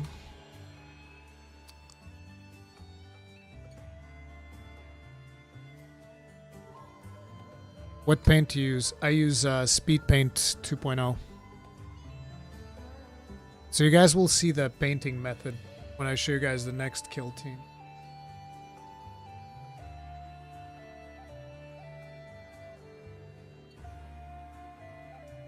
So these are the salvagers. Now, the Jaegers with 10 models, you can make all of the operatives. These require a bit more if you want to have all of the operatives that you can have in the team. So this is probably the best painted mini that I have. This is the Jump Back Warrior. He's actually on the thumbnail of this video. Like this weapon is supposed to look almost like it's a plasma blade. That was what I was going for. He's got a revolver. He's the fastest moving dwarf because he's got the jetpack. He can fly over obstacles. He can move like 10 inches across the battlefield, which is friggin' insane. And also when he charges, he's really powerful. I really like this unit. I think this unit looks really badass. So, yeah. So still a 2-box team? Yeah, this is a 2-box team. These are some of the dudes I've been working on. So this was my first attempt at OSL. I don't know. What do you guys think about it? I think it looks kind of lame. I think you kind of need an airbrush to do OSL effectively. So this is kind of like challenging to do proper, which kind of sucks. But see, I drilled the barrel now. It's got like a little hole. I also drilled the barrel on this one, so you can see the with the drilled barrels, the guns look better. So I've drilled barrels on pretty much all of these. It looks okay, but airbrush would be better. Yeah. Airbrush is the way to go if you want to do OSL. OSL, by the way, for those of you that don't know, is object source lighting. So it's to give the illusion that this plasma is glowing and light is being pushed, you know, into the weapon and stuff. So that's why this looks kind of like this. Yeah, I wasn't super happy about the way that it looks, but it doesn't look terrible. Like, it's still okay. I love the Space Marine vibe of this particular unit. And the cool thing about this gun fires in a line. So let's say if you line up 2 dudes here, and this guy was to fire, it will fire through and hit both of them, potentially with some bonus damage, which is cool. By the way, what's your favorite chapter? I used to think a lot about Blood Angels, but I don't know. I need to look more into lore because there's like way too many chapters and I don't really keep up with all of that stuff. I do have a Death Watch kill team that I'll show you guys in a bit here. It's not fully finished, but yeah, we can talk about that because I specifically chose some of the chapters on that team based on the helmets that were available. This guy is a dozer. So his whole thing is he punches stuff. Pretty cool unit. Doesn't really see a lot of usage from me, unfortunately, because this is much more of a shooting team than anything else. You try to punch stuff, you usually get killed. This is the Warrior. It's the first one that I painted for this unit. which is why the colors might not perfectly match the other ones. But I don't really use the warrior ever, so whatever. That's just to have. This, I actually just glued this head yesterday. He was headless before that. This is the locator.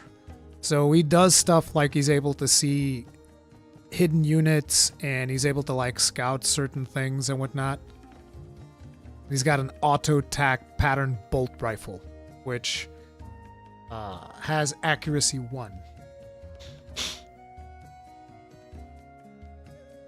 This one I actually made a mistake. These shoulder pads need to be painted the same color as these ones, because I'm doing the shoulder pads depending on what each of the unit does. So this unit is a support unit, so it gets like the blue shoulder pads, very much like this one. This support unit, blue shoulder pads. This is a specialized unit, black shoulder pads. This is a gunner unit, therefore yellow shoulder pads. So that's kind of like the vibe that I'm going for. So this guy, I need to paint his shoulders blue, because for some reason I started thinking this guy was the medic. Medic's gonna get the white shoulder pads. This one's not finished, by the way. That's why there's still so much white on the model. So I still need to do some touch-ups on here. But yeah, I just glued his head yesterday as well. This one's the unofficial sniper of the bunch. I say unofficial because this team doesn't really have a sniper. It just has a guy with this really long rifle. They call this rifle the Space Marine Killer because this has armor piercing too. So whenever you shoot this, even a Space Marine can get really fucked up. So that's the purpose of this guy. He kills big units. He also has like, you can't really tell because the focus is kind of wonky, but he's got like a cybernetic eye implant or something. I figured this would be the best head for that since he's the sniper and whatnot. But yeah, I like the effect that I did on the rifle here, like it's burning up from, because this is supposed to be a rail gun. This is effectively what this is. This is a rail gun. I was waiting for the upcoming Space Wolves and the League Battle Sister kill teams. I wanted to get the Death Watch, so that's what I got next. But yeah, these are the ones that I'm working on the most right now. Again, he is a gunner, so that's why he's got yellow shoulder pads. Then this guy still doesn't have a head. We're still working on that, but he's got this Gatling gun. It's pretty beast, pretty good. Another gunner. The head is not there because painting the head separately makes things way easier, which is a mistake that I did with the Jaegers. I painted them with their heads on. This guy is actually a robot. He's what's his name again? I forget his name. But his whole thing is that he gives a buff to the team that gives me balanced shots, so it allows me to reroll. And then this gives you an idea of what the team looks like while it's still being painted. This is what they look like. It's got like this white and black and gray look to it. This is before I apply the speed paints. This one already has like the paints, the pants painted, because I was gluing them to the bases, so I figured, oh, might as well paint the pants because that will make things easier afterwards. But yeah, it needs to become all red like the guys at the bottom there, and it needs to get a head. She still doesn't have a head, so we'll need to fix that. Really good unit, this one, by the way. It's funny because when I was assembling them, I thought that this machine gun was worthless. This machine gun is one of the best machine guns that you can have for this army. This is a high-las auto rifle. This thing hits on 4s, has rending, and it has ceaseless, which is pretty beast. This is really, really good.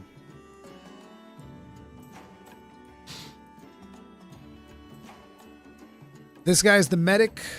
You can see that he's got like a different backpack full of like medical supplies and shit. So he's a medic. He's got an axe. Funny thing about medics in this game, because medics know anatomy, medics are usually pretty good melee operatives as well. So this guy is actually stronger in melee, despite the fact that he's a medic. He's stronger in melee than most of the operatives here, with the exception of like Dozer over here and Jump Back Warrior. But other than that, he's better in melee than most of the other operatives here because he's a doctor. He's like, I'm a doctor, but I can fuck you up. This guy's grenade guy He's finished a lot of games for my friends, bro. The amount of damage this guy can inflict is fucking legendary. Absolutely fucking legendary, okay? So many times I've taken this guy just straight up the line, go up to an enemy leader and just like, boom! Just kill, just insta-give him, and then just like let him die. It's like, yep, he did his job. He killed your leader. Don't give a fuck. Get killed. It is what it is. This is another really strong unit. I need to do a proper paint job on him as well. He's got rocket launcher. So obviously, as you can imagine, lots of AoE damage. Also lots of focus damage as well. So he can really fuck some people up. And then this is the leader, whom I've recently ripped out both arms from because I wanted to replace his loadout. Because he used to have a concussion gauntlet, which is really cool. Like, it packs a punch, but it only hits on 4s. And I've noticed that I'm very unlucky with dice. So I'm like, yeah, I don't want to be hitting on 4s anymore. I think I'd rather hit on 3s.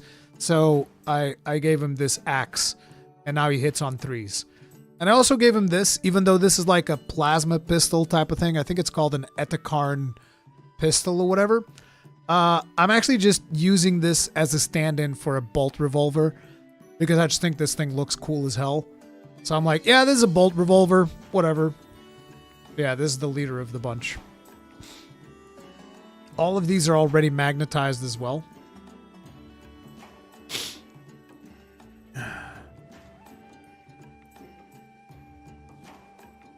Is Killteam easy to get into? So it's like, from a cost perspective, it's easier to get into Killteam than 40k. But from a rules perspective, this is actually more complicated than 40k. Because what you need to understand, right, is you see all these operatives here, and these are not super complex operatives, but each of these operatives has their own specific set of rules. So like this guy, for instance, he can do mission actions for free, which is a unique thing that only he can do. He also provides you with an extra equipment item just for being on the table.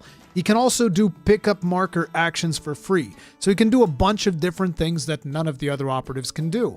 On the other hand, this guy right here, he's a medic. So what does that mean? He can come up to this guy and heal him. Or I think it's 2d3, so it's 2 dices of 3 value. And he also has a special rule that if somebody dies within 3 inches of him, he can just resurrect them at 1 HP. So again, he's got very specific rule sets that you have. This right here, he's the leader. He has a special shield. The first time that something deals 4 damage to him, you can basically just choose not to take that damage, but only once per base. At the same time, he also puts grudge tokens on enemies, which is something that allows me to score critical hits more easily. This guy has a special token that gives me balanced on a certain area of the kill zone. This guy's got the special armor piercing rifle. That's like his special rule. But then he can also only shoot it if he dashes. He can't really move and shoot it. This guy's the other way around. He can't dash. He can only move and shoot, but he has like 2 different firing profiles with this weapon. This guy has like a bunch of special rules where he can make some of your friendly operatives ignore a light cover. He can also put something down that gives you accuracy 1 and saturate. So all of these operatives have like their own little mini rules, which makes it, in my opinion, much harder than 40k, where a lot of things just appear to be simpler. At least back when I was playing Fantasy Battles, I can assure you that this game is infinitely more complex than Fantasy Battles, despite the fact that I had a much bigger army in Fantasy Battles. But yeah, let me just pack these in, and then let me just show you guys some of the other stuff. Which Earthkin team do you think is easier to use? This one. It is easier to use because you don't have to think about the mines. You don't have to think about the advantage of moving them up the field sooner. You also save on 3s rather than saving on 4s. These ones are easier to use, but they're also less powerful, in my opinion. Like, they have bigger firepower, but they're not as much of a threat as the Ernken Jaegers. Ernkin Jaegers are a much bigger threat, in my opinion. And then we have the latest one that I was working on. These are very much still a work in progress. This is why you don't have any heads in here or anything. These are the Death Watch Kill Team. And these are giga broken, okay? This is the most broken kill team I've ever played with. And it's not even close, okay? These guys are just busted beyond, like, when I played this team, I was like, oh, okay, so Games Workshop just doesn't know how to balance this game. I told my friend, I will never play this kill team against you again unless you're playing an elite kill team. Like, you don't understand the things that I did to my friend with these guys. Okay? You just don't understand. So, like, for instance, this guy right here, he's got a little plasma incinerator rifle. So plasma incinerators deal a fuck ton of damage. Now, the thing is, because they deal a fuck ton of damage, you can't really AoE with plasma guns. So they deal a fuck ton of damage on one target. But if you're playing Death Watch, you can give this plasma incinerator the blast one rule. So that means effectively you have this really powerful single target weapon now dealing AoE. And in the game that I was playing with my friend, I positioned this guy in a way to shoot at 3 deathcore operatives, which people will know. Deathcore are not particularly powerful. I shot this plasma incinerator at 3 deathcore operatives, and basically all that was left was just like a bit of smoke in the ground. That's all that was left. He was like, and they were gone. They were gone. They just didn't do very well. Also, hey, Star Fury. But yeah, this is absolutely giga busted. Then this guy, I didn't really get to play with him, but basically he's got a grenade launcher, he's got a shotgun. This thing rips everything to shreds. This guy didn't play with him either yet because the kill team is basically 5 operatives. This guy has something about disrupting activations of other units or something like that. I don't know. I haven't really played with him that much. No, wait. Is this the marksman? No, this is the marksman. This is kind of like a sniper, actually. This is the one who's got the disruptor stuff. This guy's the one who's got the disruptor stuff. This guy is the sergeant, so he gives you an extra piece of equipment. See, I put the chapters. This is Iron Snakes. I read that Iron Snakes are kind of like inspired by Greek hoplites. So I figured, oh, this would make like a really good leader for the unit. So he's kind of like the unofficial leader because Deathwatch doesn't actually need a leader. You can just play whatever operatives you feel like. This guy is a heretic because he's using a Xenoblade, which I don't know how this is allowed in the Deathwatch. But yeah, he's got a Xenoblade, and his thing is like he'll charge, and it'll just attack for free for all the targets that are there, which is insane. I was just like, what? He can do what? This guy's the Bombard, and this is also supposed to be like a 2-box kill team. Actually, it's supposed to be like a 3-box kill team, because the really frustrating thing about this is there's another heavy unit like this one that has a different weapon. And you can't assemble all of them, which really sucks. Because the box that I have is like enough for 2 boxes of Deathwatch Kill Team. Still doesn't have enough to do all of the operatives, which I think is really stupid. So basically I assembled this one and I said, hey, if I ever feel like playing the other one, because this one's the Bombard. The other one's like the Horde Slayer Veteran. I just tell people, hey, look, even though this is the Bombard, right now, the rules we're using for him is the Horde Slayer Veteran. He works like a proxy. That was my decision for the kill team there. This guy's going to have a massive shield. Do I have the shield here? Let me see. I do. Actually assemble it with the shield.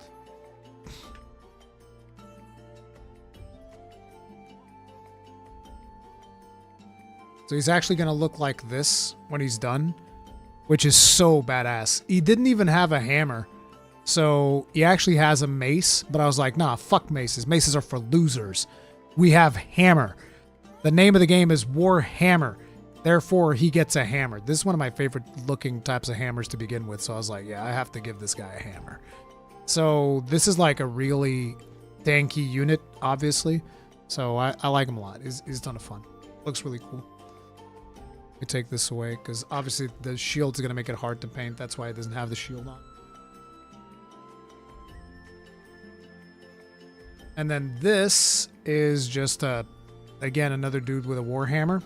If you see, you can actually see that this is the sprue that I took the hammer from, because it's the same hammer, but I took the little spike so it looks different, and I just used the tip of the hammer to put on the other weapon, because I like the hammers more than the maces.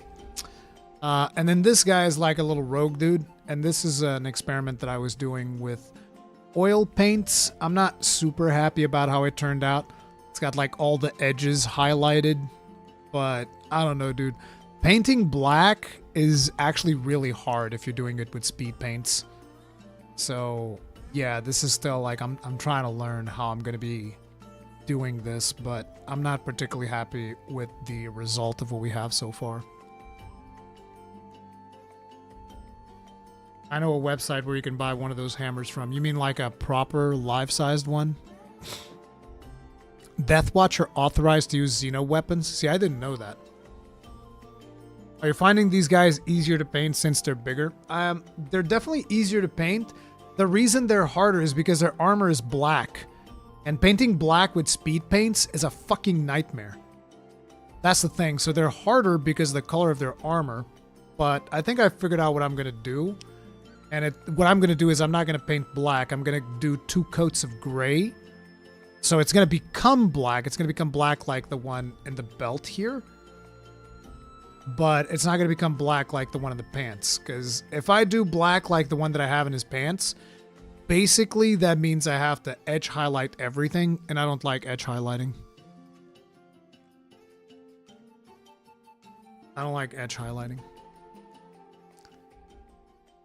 So let me put these away, and let me see what it actually would look like for me to paint a little bit, even though I kind of have to go soon. But let's see if we can do just a smidge of painting.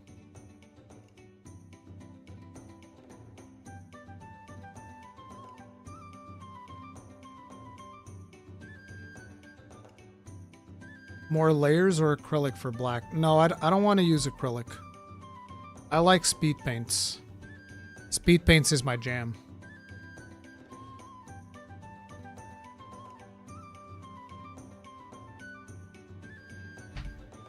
These are the ones I'm working on right now. Let me just very quickly get my cup. Give me a second.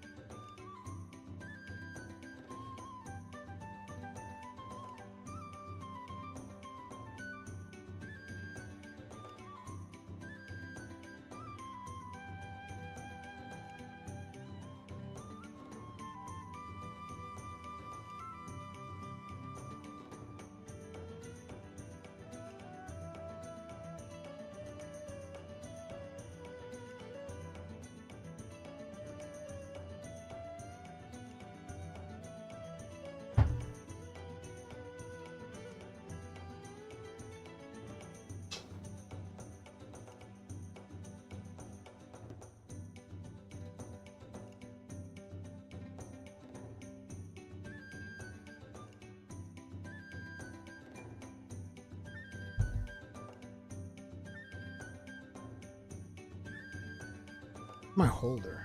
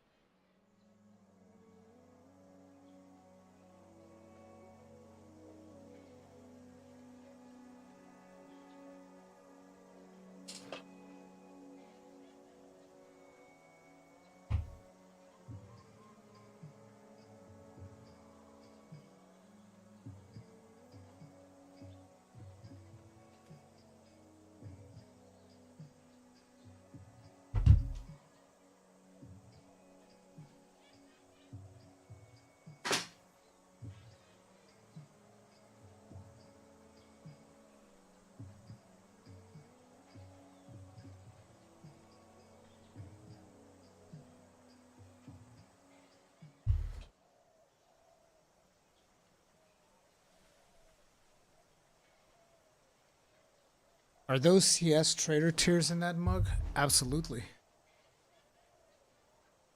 That's what we're looking for. Let me see. I think I need to do some adjustments in this guy.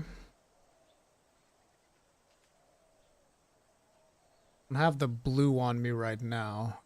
Actually loaned the blue to my friend, which is why I haven't finished this. But we can still do some of his pauldron stuff.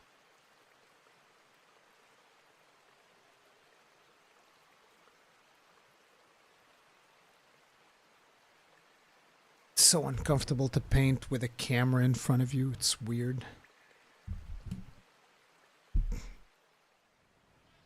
So many things in the way right now. Because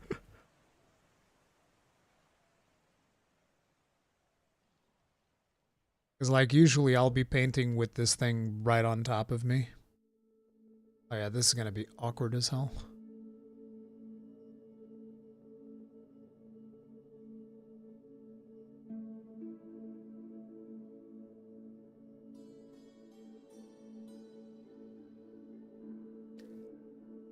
Can't you put the camera a bit to the side? I can, but then it looks weird. I just feel like this might be the most net. The problem is not even the camera. It's like there's a microphone also, so that keeps me from getting too close to the miniature.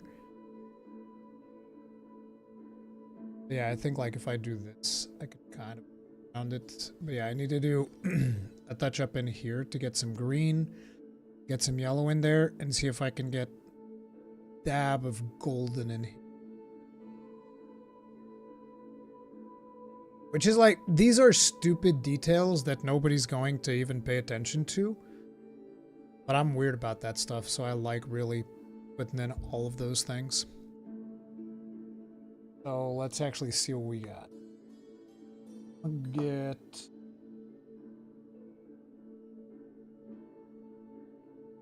Plasmatic.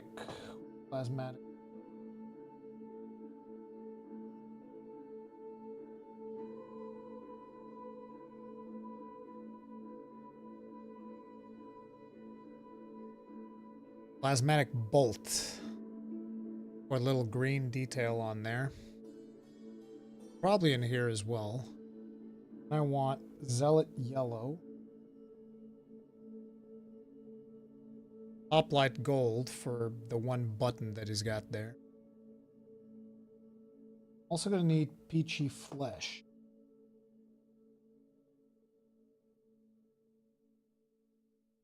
I do have a clip on mic, but it doesn't work very well for this streaming that because it just attaches itself to my iPhone.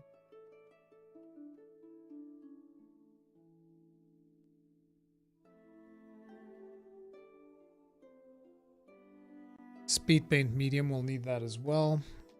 Palette. Palette's off to the side, you guys can't really see it.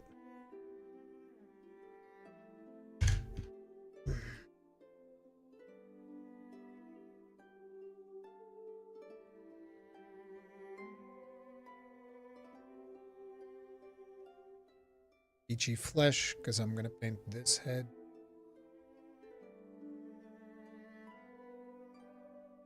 color am I gonna do the beard for this head? See, this is when I have to check, like, what are all the beard colors we have already? We have, like, blonde, gray, white, brown.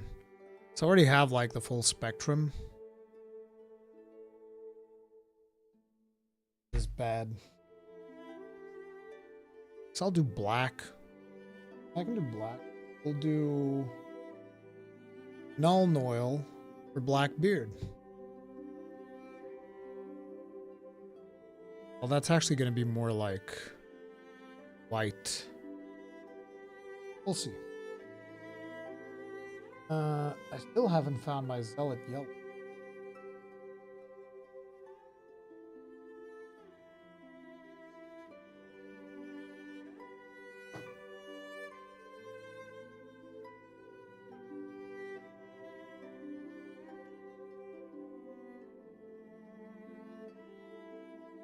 There it is. Zealot yellow.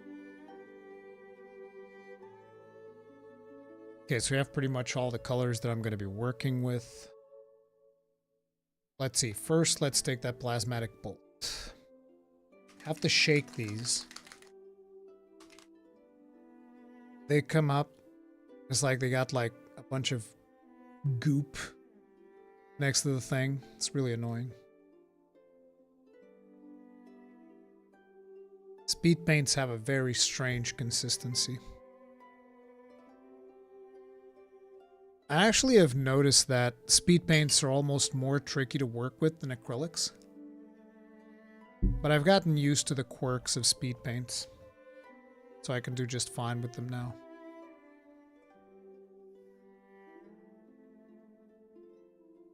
Mostly, anyway.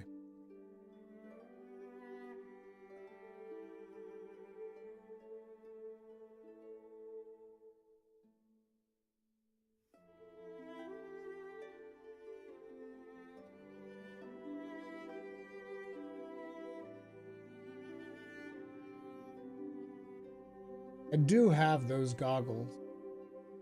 I actually don't like them very much.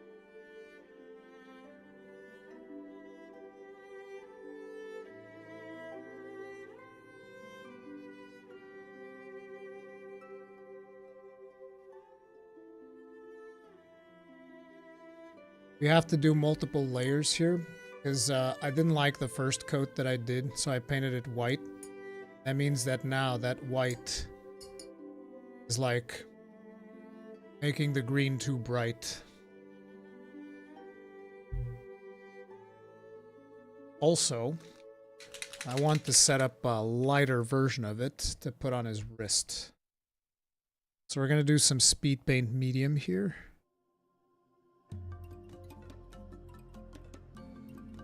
Oh, the speed paint. Did I actually run out of speed paint medium finally? There's nothing coming out of here. I'm trying to do speed paint medium over here and it's just like nothing's coming off. I think I might have finally run out. Because it's funny because I already bought another speed paint medium thing. I was just waiting for this one to run out. Yeah, I think all I have is the sphere. No, I still see liquid down there. It's just probably stuck. That's bad.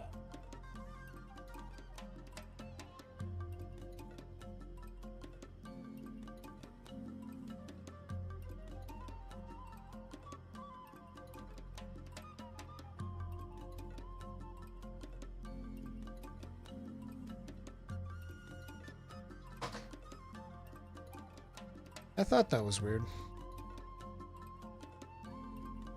How the speed paint tastes like? I don't know, I haven't tasted it. I wash the brush, then I take it to...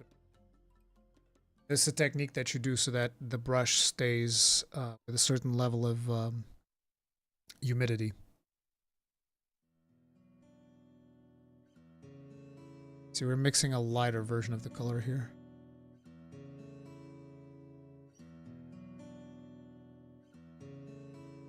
This one's gonna go on next.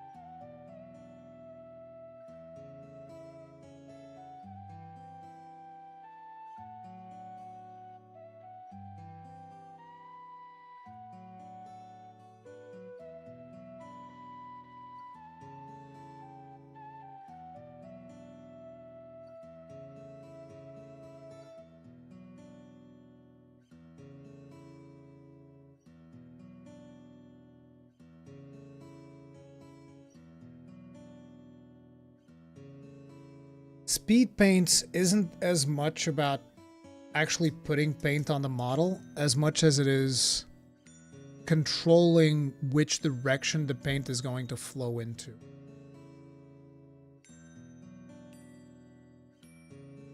So I need to take off my glasses because I have to strain my eyes too much. Close-ups.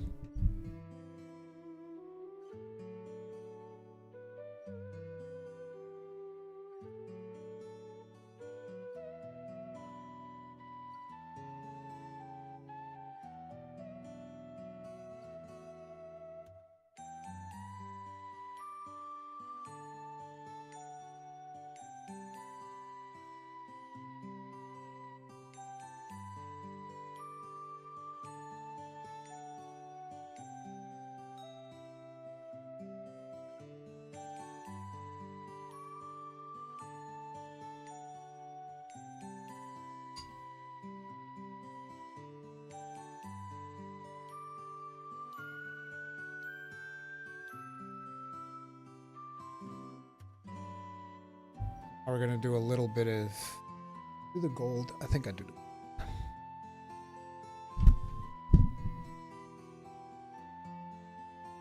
I can get away with this. Try this.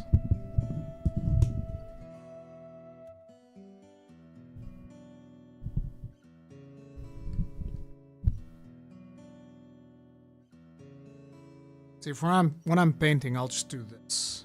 This is better. Because otherwise the microphone's too much in front of me.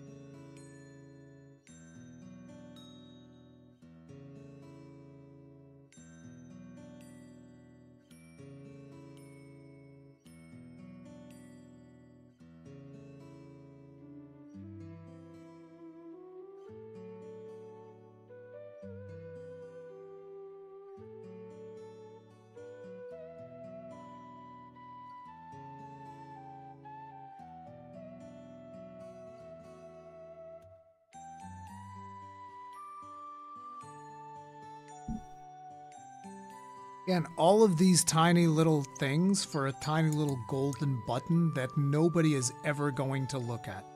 'Cause I'm stupid like that. If I was smart, I wouldn't waste my time with these details. It's 100% not worth it.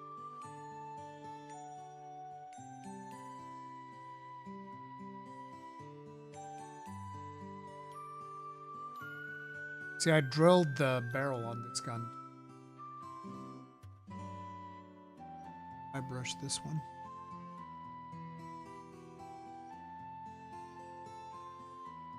We definitely need a dry brush. Have any of my dry brushes? I do have it.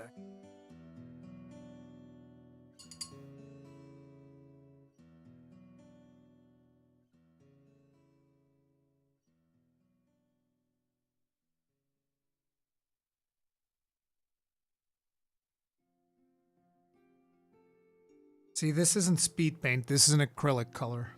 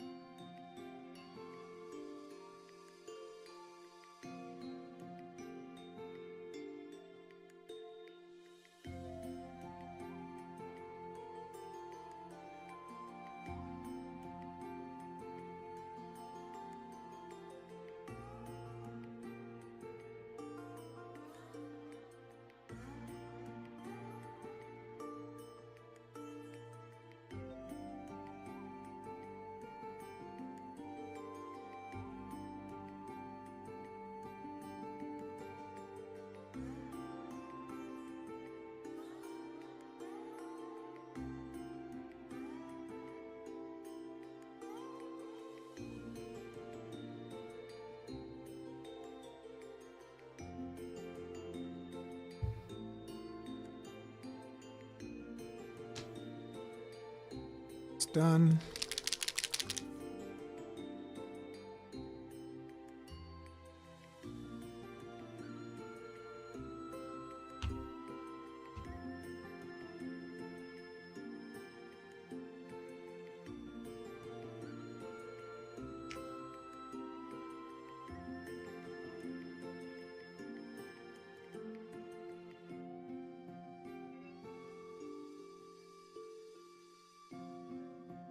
The new dwarf for Warhammer Quest?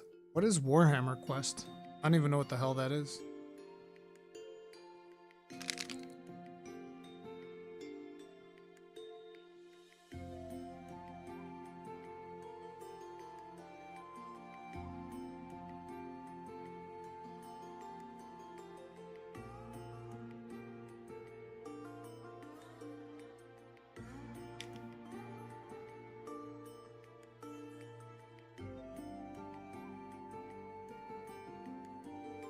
This thing is really gummed up.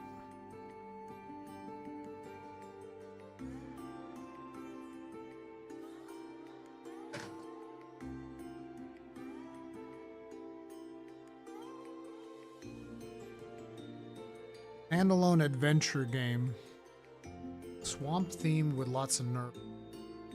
If it's a proper dwarf, I expect it to be fantasy. Is it multiplayer? Like, can you play with several players?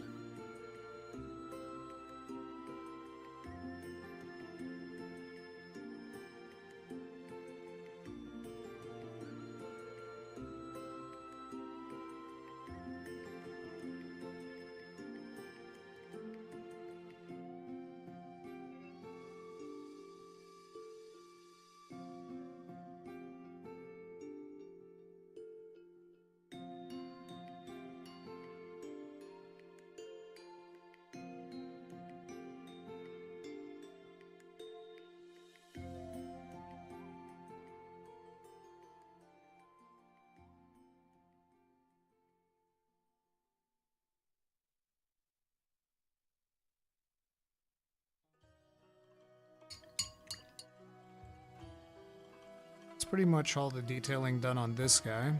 Just need to paint his shoulder pads blue and he's good to go.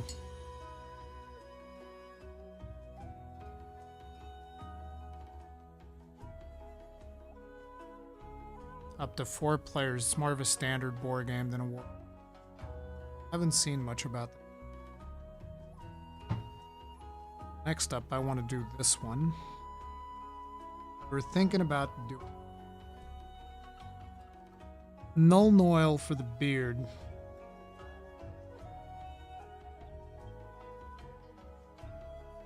Still use black for this thing. Using gray on it. Let's start with skin.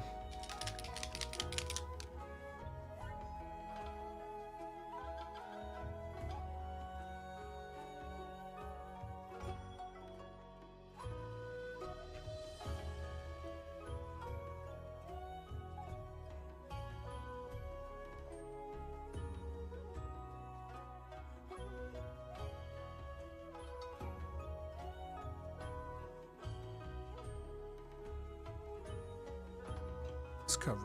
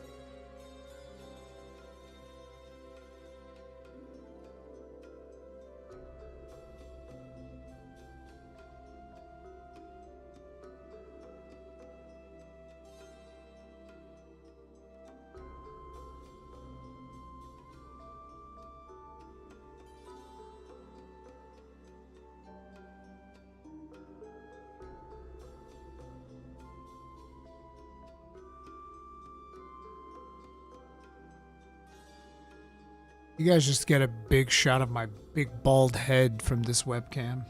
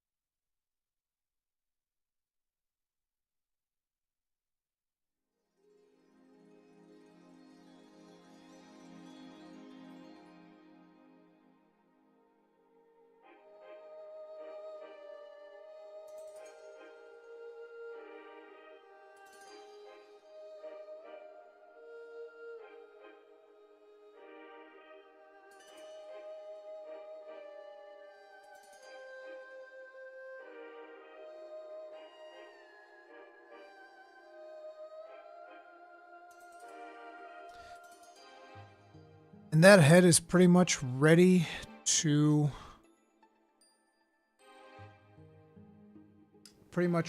go on this guy.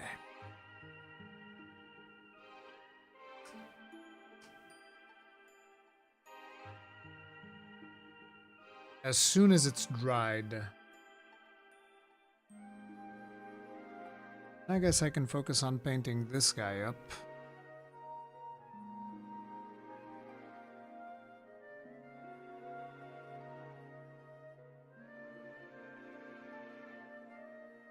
Which is mostly just red.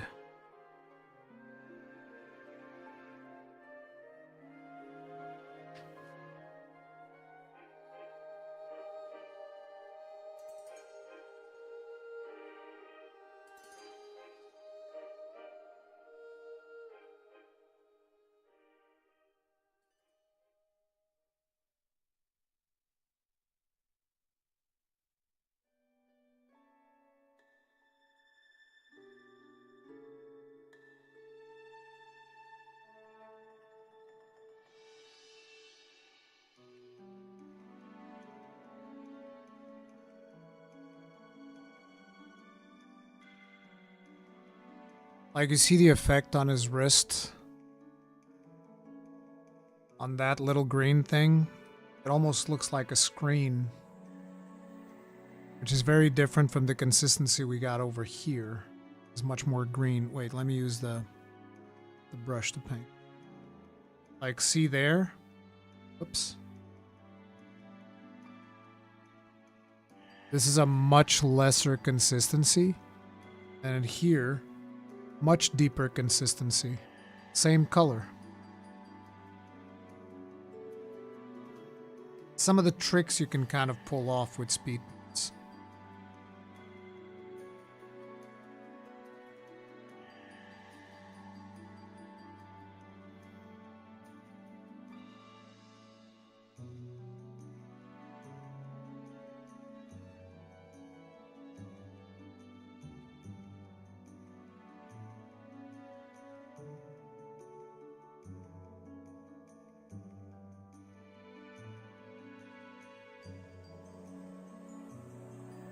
This one's going to be the next one that I work.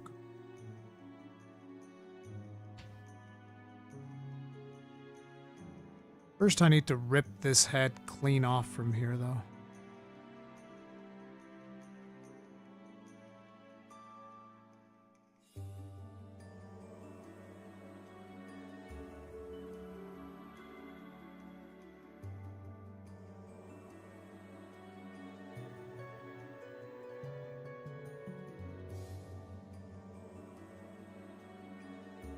Blue's not here. Give me a second.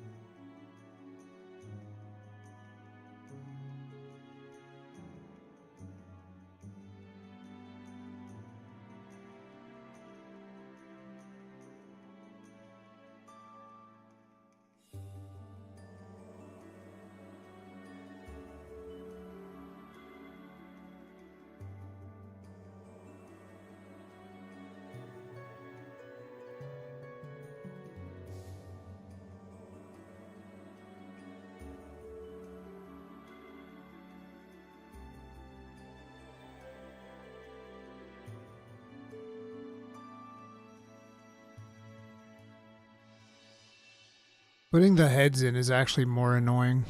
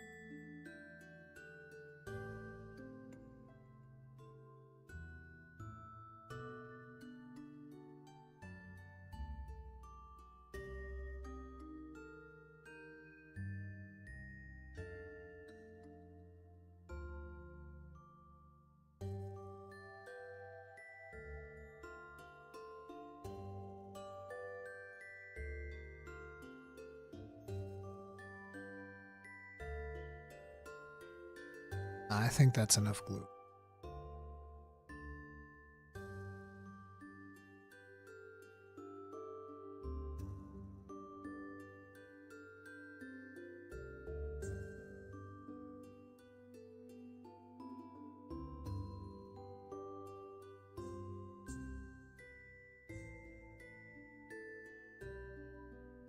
I could never have this much patience. You better than me. That's what everybody thinks. The thing is, if you're actually motivated to make it work for the game, then you actually start wanting to do it. Because, like, I'm also not the most patient person. I'm not. But the thing is, you get motivated because, like, you want to go to a match, which is kind of like a social thing, right? You want to go to a match with your friends and whatnot, and you want your friends to look at your mini and go like, holy shit, dude, that looks fucking badass. It's fucking badass, dude. Whoops.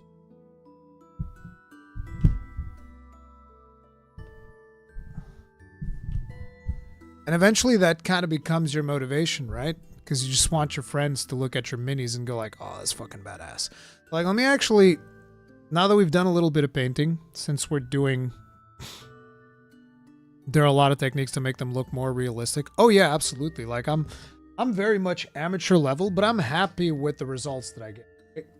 I look at, for instance, I look at this guy, and I'm like, this is great for what I'm able to do. Like, I don't need to go any further than this.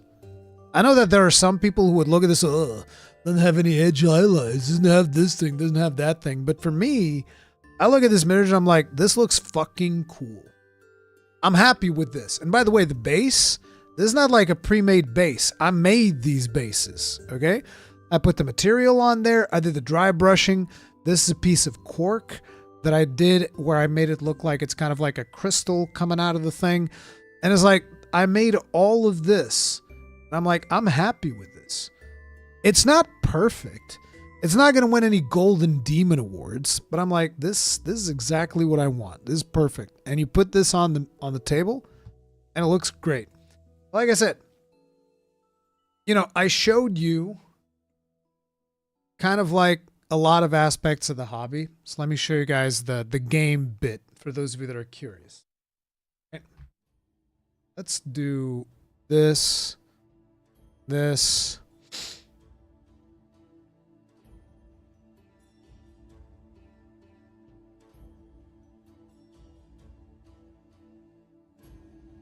guy.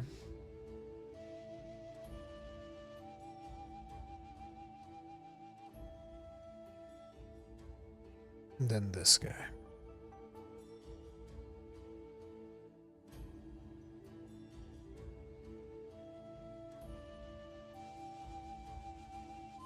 And this.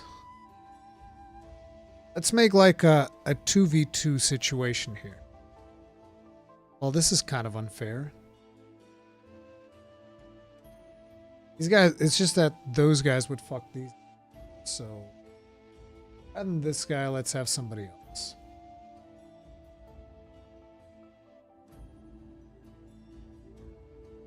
Let's have this guy. Have a melee.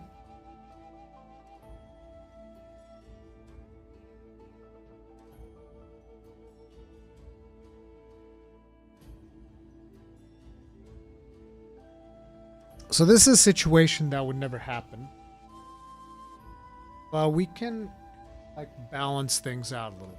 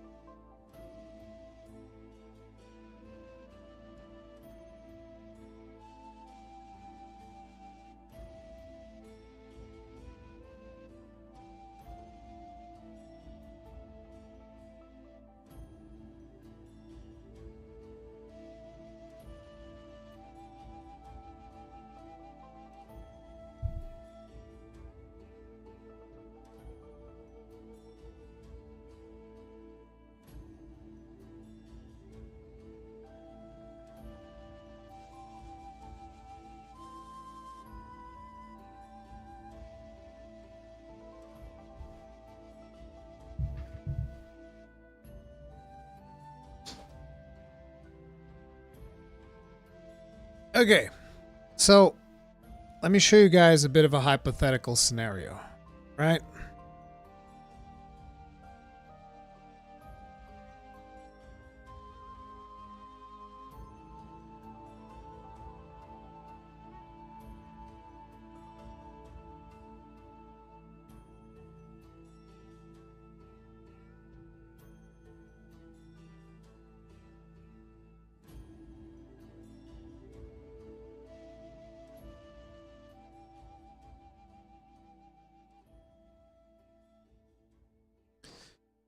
Just so that you guys get an idea of how things work.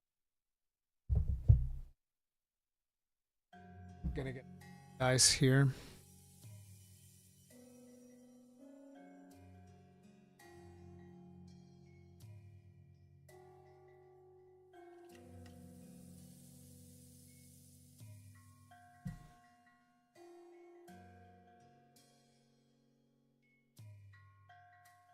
So if you look at this, this is a situation that would never happen because these two guys are out in the open. Their dwarves usually don't want to have dwarves in the open. So here's how this works. The fact that this guy, this order right here, if you notice, these guys have this order. That's a conceal order. That means they're hidden. So right now, both of these two guys are hidden behind this barrier. So that means that these dudes actually can't see these guys up here. Unless you come up within like 2 inches of this barrier. Now you can see them and you can fire at them. But you can't see them right now. The other thing is, if you see these orders, there's like an orange version and a gray version. This means that they're active, which means that they can still play this turn. This means that they've already played this turn. Right? So, this guy wants to shoot these guys, he can't. So we would have to move. We'd have to move. He can move about 5 inches. So let's say he can move up to here. Now he can shoot. And he can choose to shoot to this one. But he can't shoot to this one because he's more than 2 inches away from this one. So he'd have to move here in order to shoot to this one. But let's say you can't do that. So maximum movement was over here. How do you fire? Well, he's got an engage order. So you throw 4 dice. That's how many dice this guy can shoot. So he throws 4 dice. He hits on 3s because he's a bombast. So, looks like we have a 2 here. That's not going to hit. This one hit. This one hit. And this one hits. This one's a critical. Now, this guy has a rule called ceaseless. That means that he can re-roll any results of 1 die result. So we're going to go ahead and say, okay, the 2 is not hitting, so we're going to re-roll all dies that have a 2. He re-rolls, and he gets another 6. So that's 2 crits. Things are not looking good for this little dude right here. Now, these are the dice that I'm hitting with. Let's actually keep these on screen. Let's get 3 dice for defense. Whenever you shoot somebody, by default, you have 3 dice to defend yourself. So we're going to roll these to defend. This guy defends on 3+ because he's a Hearthkin. So he actually defended 2 shots, but he didn't defend this one. So what happens is, because he's got a crit, you can either use 2 of these to block a crit, or you can use these 2 to block the 2 shots here. The problem is, because he's got 2 crits, each of these crits is 5 damage. This guy's got 8 health. He's dead. So from this shooting round, this guy would have died right here. But I need him to be alive. Let's say that he only did enough damage to leave him at like 3 health. Now has 3 health. And because I've moved and shot with this operative, he's expended. Boom, done. Now it's his turn to play. He's going to go ahead and he's going to heal himself because he's a medic.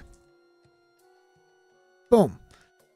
He heals for 2d3, so that's 2 points here plus 3 points here. He heals 5 wounds. His maximum health is 8, so he's now full life again. He's done that. He's healed himself. He can still shoot. So he's going to shoot back to this guy. That's 4 shots at 4+, because he's not as good of a shot as this guy is. is going to shoot at him or die at 4+. So this one misses, this one misses. He hits 2 shots. Now, once again, this guy is going to try to defend himself, but his armor is not as good as this. So he needs to roll 4+ to defend himself. He blocks 1 shot, takes 1 shot. So that means each of this dude's shots deal 3 damage. So he's now at 5 health. And I return this. All the operatives are expended. Turn resets. All of them are back up. Now let's roll for initiative. We're going to roll gray for the Jaegers, red for the Salvagers. Looks like Jaegers are going first. So the Jaegers go first. Let's say we're in the strategic phase right now. This guy, like I said, can shoot in strategic phase. So he's going to once again pop shots at this guy. 3+. He just shoots for free during strategy phase. Pretty busted. Misses these 2, but he has ceaseless. So he gets to reroll all results of 1. Oh my. All right. So that's 2 crits, 1 normal. The medic's going to try to defend. 3 dice to defend. Look at my luck. Medic's dead. The medic dies. Jesus, that fucking sucks. And now, this was during strategy phase. So that means that now he gets to play again. This guy can't shoot over there, but he can move. But he's not going to move. We're just going to play this guy again. He's going to shoot this guy now. Okay. Ceaseless comes into play again because we rolled 3 1s. The 3 hits. These 2 misses. But this guy has something called Lethal 5. So this becomes a crit. So he hits these 2 hits. Now this guy is going to roll for defense. And he manages to defend the normal one. Takes damage from the other ones. What does that mean? A normal hit from this guy. Actually, it's not a normal hit. It's a critical hit. Critical hit from this guy is 5 damage. He now has 3 health. So what is he going to do? He's going to charge. He's going to charge here. He's going to charge him in melee. Now, normally this guy would hit on 3+. But because he's injured, he's only going to hit on 4+. Oh man, this is bad. So he only hit 1 hit. Now the Jaeger's going to retaliate. He has 4 attacks on 4+. He fails everything. So what happens is this guy now swings the axe at this one. And he's going to deal 4 damage. So this guy now has 4 health. Now the thing is, this guy can't shoot because these 2 are engaged in melee. So the only thing he can do is he can charge and he can try to swing at him. So he's going to try to swing. 3 dice at 4+. Oh, fuck. He hits giga hard and this guy's already dead. There's nothing he can do. He died. That's like a basic engagement, right? That's how it works. But now let's say, for instance, rather than this, we're here, this guy's here, the medic is here, and this guy shoots at this guy, and he manages to kill him. The medic can use the medic rule to resurrect this guy at 1 health. And then he moves over here. So he gets resurrected at 1 health, and he moves. And these are like some of the rules. Then there are more rules, like say, for instance, imagine that this is a platform in the game. This guy's up here. That means he's on vantage terrain. He's on vantage terrain means when he's shooting over here, you already hit 1 attack. Let's say these guys are both in engage.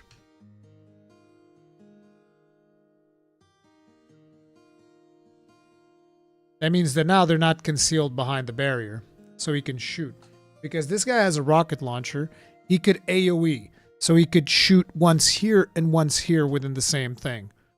It's like, these are just some of the basic rules. That's why this is so cool, right? You get into the hobby because you just picture yourself fighting your friends in the different kill teams that they might have. And that's where the motivation comes for you to actually go ahead and paint your minis and do all. But anyways, I just wanted to show you guys a little bit of Kill Team. For now, that's going to be it. I need to go get some food. And I'm probably going to see if I can get a match in today with my friend. But hopefully you guys enjoyed today's stream. If you did, hit the like button, subscribe, bell, notification icon, all that jazz. And I'll see you guys in the next one. Stay strong. Stay safe. Peace out.